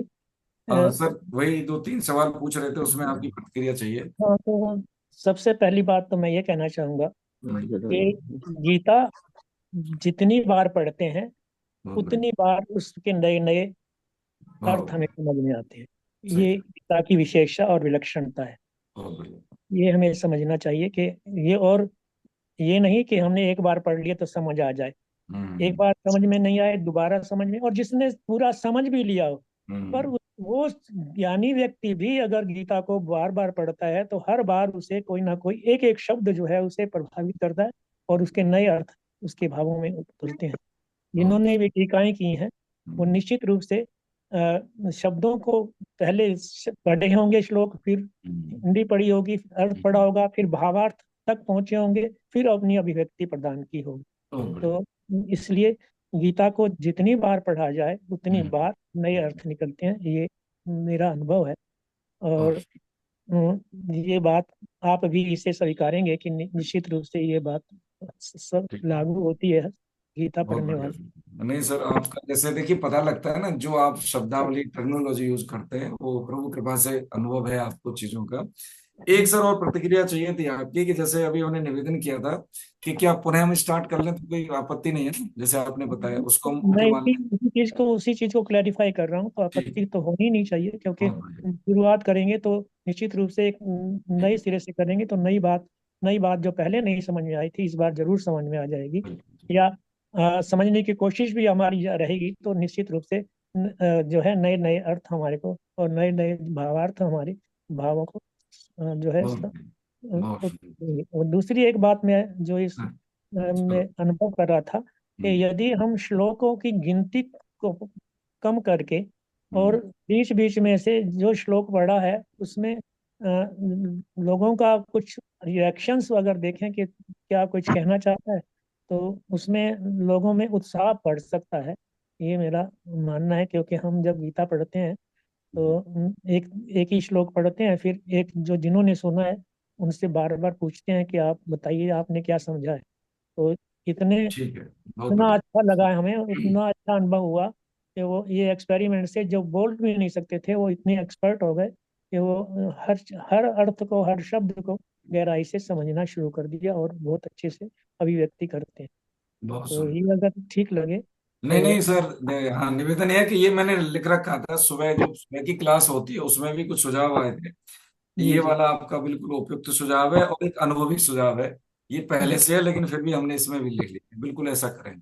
बहुत बढ़िया, ठीक बहुत है, सुंदर, बहुत सुंदर सर, हरे कृष्ण सर। बहुत सारी बातें आज के संदर्भ में मेरे जो है मस्तिष्क में आई थी, पर अब तो कुछ समय ज्यादा हो गया उसके नहीं, बाद। अगर ऐसा है सर तो आप मेरे को ग्रुप में भी लिख सकते हैं इस चीज को, सुझाव को, हमारे को व्यक्तिगत नंबर मेरा होगा आपके पास, उसमें भी शेयर कर सकते हैं। तो मैं ले लूंगा वो तो। बिल्कुल जरूर दीजिए, हाँ, you are most welcome sir, बहुत जरूर। और दूसरा मैं नागपाल नहीं हूँ, नागपाल तो इन्होंने लिख दिया है। मैं आनंद स्वरूप, मैंने संन्यास लिया हुआ है और मैं अलिंग सन्यासी हूँ। मैं सफेद वस्त्रों में मैंने अपने गुरुदेव से संन्यास लिया हुआ बहुत बढ़िया सर, आपको मैं आगे से आपका नाम स्क्रीन पे चेंज कर दिया करूंगा। है। आप तो सर ये उसमें तो हाँ वो आप लिख दिया करेंगे। मेरे को तो सर जो डिस्प्ले दिख रहा है ना प्रभु जी, मैं वही दे रहा हूँ। आप तो वंदनीय हैं। आपके होने से हमारी जो पारमी का जो वातावरण है वो शुद्ध होता है। हमें कुछ जी, आता नहीं है ये नहीं बात, नहीं, हमें लेकिन आता हाँ आप जैसे जो शुद्ध जन है, शुद्धि जन है, उनके संग के प्रताप से कुछ हम बोल पाते हैं। ये तो एक तो दूसरे आप तो से हमारी बहुत धरोहर है। कुछ, एक दूसरे के से बहुत कुछ सीखा जाए। हाँ ये तो तो अच्छा किया आपने बताया अपने बारे में, बहुत लॉन्ग अच्छा, टर्म बहुत बढ़िया। लॉन्ग टर्म इंस्टीट्यूशन है ये, जो संसार है। हर संसार में कभी भी कुछ भी सीखा जा सकता है, और बहुत कोई पूरी तरह से सीखा हुआ होता ही नहीं। धीरे धीरे करके नए नए कंसेप्ट जो आते हैं तो उससे व्यक्ति अनुभवों से सीखता है। तो अरे सीखने की, आप भी सीख रहे हैं, हम भी सीख रहे हैं, और जो हम सीख रहे अरे हैं वो जो बांटना शुरू करते हैं, तो जो बटोरोगे वो विषाद है, और जो बांटोगे वो प्रसाद है। तो आप जो एक बहुत बड़ी काम बांटने का कर रहे हैं, और ज्ञान से ज्यादा बढ़िया चीज कोई है ही नहीं। बाकी चीजें तो सब जो है वो आने जाने नहीं, वाली है, लेकिन बहुत ज्ञान एक प्रसन्न ऐसा हुआ है। आपसे बात करके, बहुत अच्छा लगा, रियली बहुत अच्छा लगा, बहुत सुंदर, बहुत सुंदर। बहुत धन्यवाद। बहुत वंदना धन्यवाद। आपको। Thank you. बहुत बढ़िया सर, बहुत बहुत वंदना। तो सर आप अपना मेरे को भेज देना ये वाला सुझाव, और इसमें अपना पूरा थोड़ा सा जो बताया है वो, तो मैं आगे से इसको आइडेंटिफाई करूंगा इन चीजों को, और ठीक है आपसे सर। सुझाव भी मांगते रहेंगे हम। ठीक है आपका सर। जो है पूरा जो संसाधन साधन जो भी आपने किया, तो उससे हम सब लाभ मिलेगा। प्रभु ठीक है कृपा से आप जुड़ने के लिए बहुत बहुत वंदन, आपका सुस्वागत सर। हरे सर। कृष्ण। और कोई सुधीजन हमारे कुछ बोलना चाहे तो बता दें मुझे। मैं नाम तो लिया आप सभी का, अब तो लोग लेफ्ट भी कर गए, हम भी 21 ही लोग बचे हैं। तो राधा जी का नाम लिया था हमने, माता जी का नाम लिया था मीनाक्षी जी, सुरेश साहब हैं, मीनू पोपली जी, और लता कोई। उपाध्याय जी नहीं बोल पाई थी, लता उपाध्याय जी आप बोल दें। चलो अगर कोई बोल सकते हैं तो बोले, नहीं तो कोई बात नहीं। मनोज जी, मनोज मल्होत्रा जी, दिख तो। हरे कृष्ण। हरे कृष्ण, हरे कृष्ण। कौन बोल रहे हैं बहन जी? हाँ, मैं लता उपाध्याय। लता जी, जी मैं। हाँ, बस मैं गीता जी के बारे में इतना ही कहूंगी। आप जो अपनी सरल भाषा में जो गीता जी को समझाते हो, हमें बहुत अच्छा लगता है। अरे तो और आपको और हर बार एक नया नया हमको व्याख्या पता चलती है।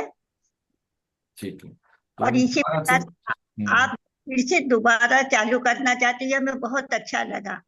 क्योंकि हम ठीक जितनी बार सुनते हैं नया नया तो सुनते, पीछे का भूलते जाते हैं। ठीक ठीक ठीक, समझ गए। अभी हम तो क्या करेंगे, दो तीन चीजें हमने इसमें ऐड कर ली हैं, जो सुझाव मिले हैं वो भी।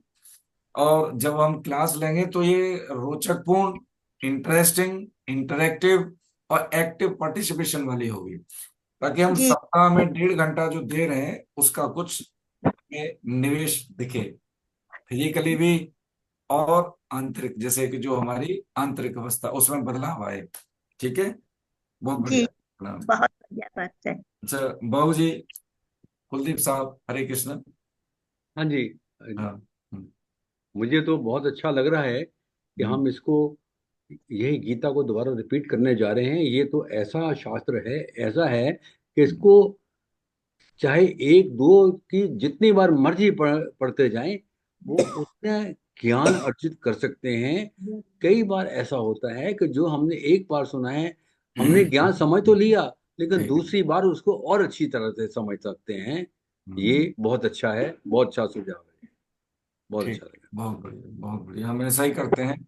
अभी यहाँ और विराम अभी लेते हैं, टाइम मैंने हो सुना था गया। उसके हाँ, गीता का ये श्लोक पढ़ने थोड़े मुश्किल होते हैं। हाँ, अभी कुछ ने किसी ने कहा था। अभी मेरा छोटा बेटा है, ये देखिए, ये है, सिर्फ 6 क्लास में पढ़ता है। इसने सिर्फ सुना है, इसने सिर्फ किसी पढ़ा नहीं है, सिर्फ अच्छा, सुने हैं श्लोक पंचरत्न। इसकी दादी बोलती हैं, सुबह बोलती हैं इसकी दादी पंचरत्न।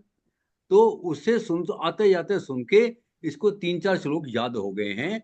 बहुत बढ़िया, कैसे बहुत बोलते हैं, पहले बहुत। बोल के सुनाओ जरा। हरे कृष्ण। हरे कृष्णा। हरे कृष्ण बेटा, जी सुनो। मैं बोलूं। हाँ बोलो बोलो। वसुदेव सुतं देवं कंस चाणूरमर्दनम देवकी परमानंदम कृष्णं वन्दे जगद्गुरु अजो अपि संवेयात्मा भूतानाम् ईश्वरो अपि सन् प्रकृतिं स्वामधिष्ठाय सम्भवाम्यात्तं मायया यदा यदा हि धर्मस्य ग्लानिर्भवति भारत अभ्युत्थानं धर्मस्य तदात्मानं सृजाम्यहम्। अभी मुझे 3 ही आए हैं। ठीक है बेटा, बहुत बढ़िया। देखो अब सुनने से इस बच्चे को याद हुए, कितनी अच्छी बात है। थोड़ा सा है उसको हम सही करें। जैसे आपने बोला अजो अपे, तो अपे अजो अप नहीं बोलते, अजो पे बोलते हैं। उसमें दीर्घ और लघु स्वर, इसको दीर्घ और ह्रस्व बोलते हैं। दूसरी भाषा में ग्रामर है, बता देंगे, कर लोगे। इतनी आगे बहुत बड़ी बात है भाई, बहुत सुंदर, धन्यवाद। बहुत बढ़िया। ये अभी होती है परिवार के पर्यावरण की पहचान। इसने इसने छोटे बच्चे ने मेरे एक श्लोक में संशोधन करवाया है। मैं अच्छा। समझ लिया वाकई इसका ठीक है। कहता आप ऐसे बोलते हो, वहां पे यूट्यूब पे तो ऐसे है। आप इसको बोल के सुना बेटे कैसे। गुरुर् ब्रह्मा गुरुर्विष्णु गुरुर्देवो महेश्वरा गुरु साक्षात् परम ब्रह्म तस्मै श्री गुरुवे नमः। धन्यवाद।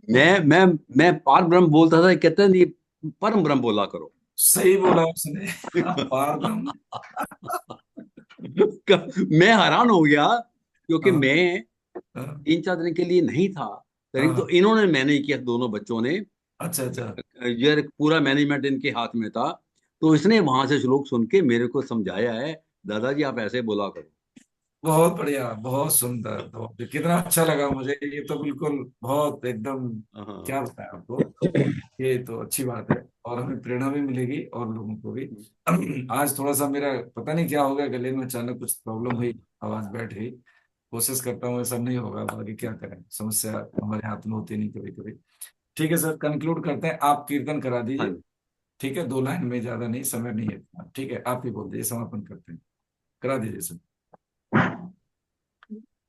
गोविंद जय जय गोपाल, आप करा दीजिए, मेरा नहीं लय नहीं निकलेगा। हाँ कराइए गोविंद, बताइए, आप ही कराइए। गोविंद जय जय गोविंद जय जय गोपाल जय जय गोविंद जय जय गोपाल जय जय राधा रमन हरि गोविंद जय जय राधा रमन हरि गोविंद जय जय गोविंद जय जय गोपाल जय जय गोविंद जय जय गोपाल जय जय राधा रमन हरि गोविंद जय जय नाम संकीर्तन यस्य गोविंद जय जय नाम संकीर्तनम यस्य नाम संकीर्तन यस्य सर्व पाप प्रणाशनम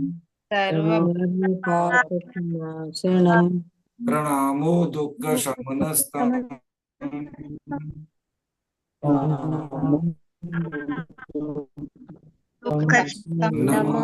नमामि हरिं परम। बोलो माँ के बिहारी लाल की जय। राधा गोविंद देव सरकार की जय। अपने अपने गुरु भगवान की जय।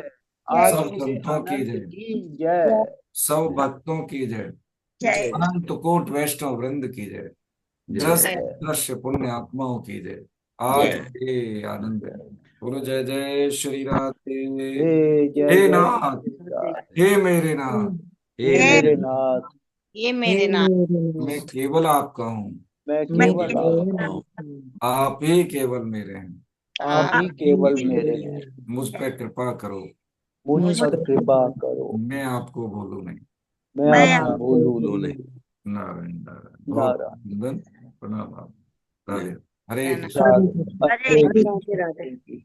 लास्ट में एक मैं निवेदन जरा सबसे करना चाहता हूँ कि जैसे भी ये कार्यक्रम होता है उससे पहले एक मैसेज डाला जाता है कि किस किस को कौन कौन श्लोक वाचन करेगा। आप सब श्लोक तो वाचन करना चाहते हैं, लेकिन आप वहां जाके यस नहीं करते। फिर हमें हाँ फोन करके बहुत कहना सही। पड़ता है, फोन करके कहना पड़ता है। जैसे अभी लास्ट उपस्थिति तक का मेरे को फोन डालते हैं, बहुत बढ़िया। हाँ हाँ बहुत हाँ सही है। हाँ ये थोड़ा सा अच्छा आइडिया रहेगा ना कि हम किसका नाम लें, उसमें समय बचेगा हमारा। ठीक है, बहुत बढ़िया। तो आप कहते उससे जो है ना, जब उस दिन गीता जिस दिन होता है उस दिन आप जरूर मैसेज चेक कीजिए। बहुत बढ़िया, बहुत सुंदर। ठीक है। आज आपने मेरा 46 बोला था, पर फिर किसी और ने पढ़ा। मैं मुझे गलती जो से मेरे से म्यूट दो किया हुआ कॉल था आउट हो आपने, गया था। मुझे म्यूट किया हुआ था आपने। अच्छा अच्छा, ठीक है, आगे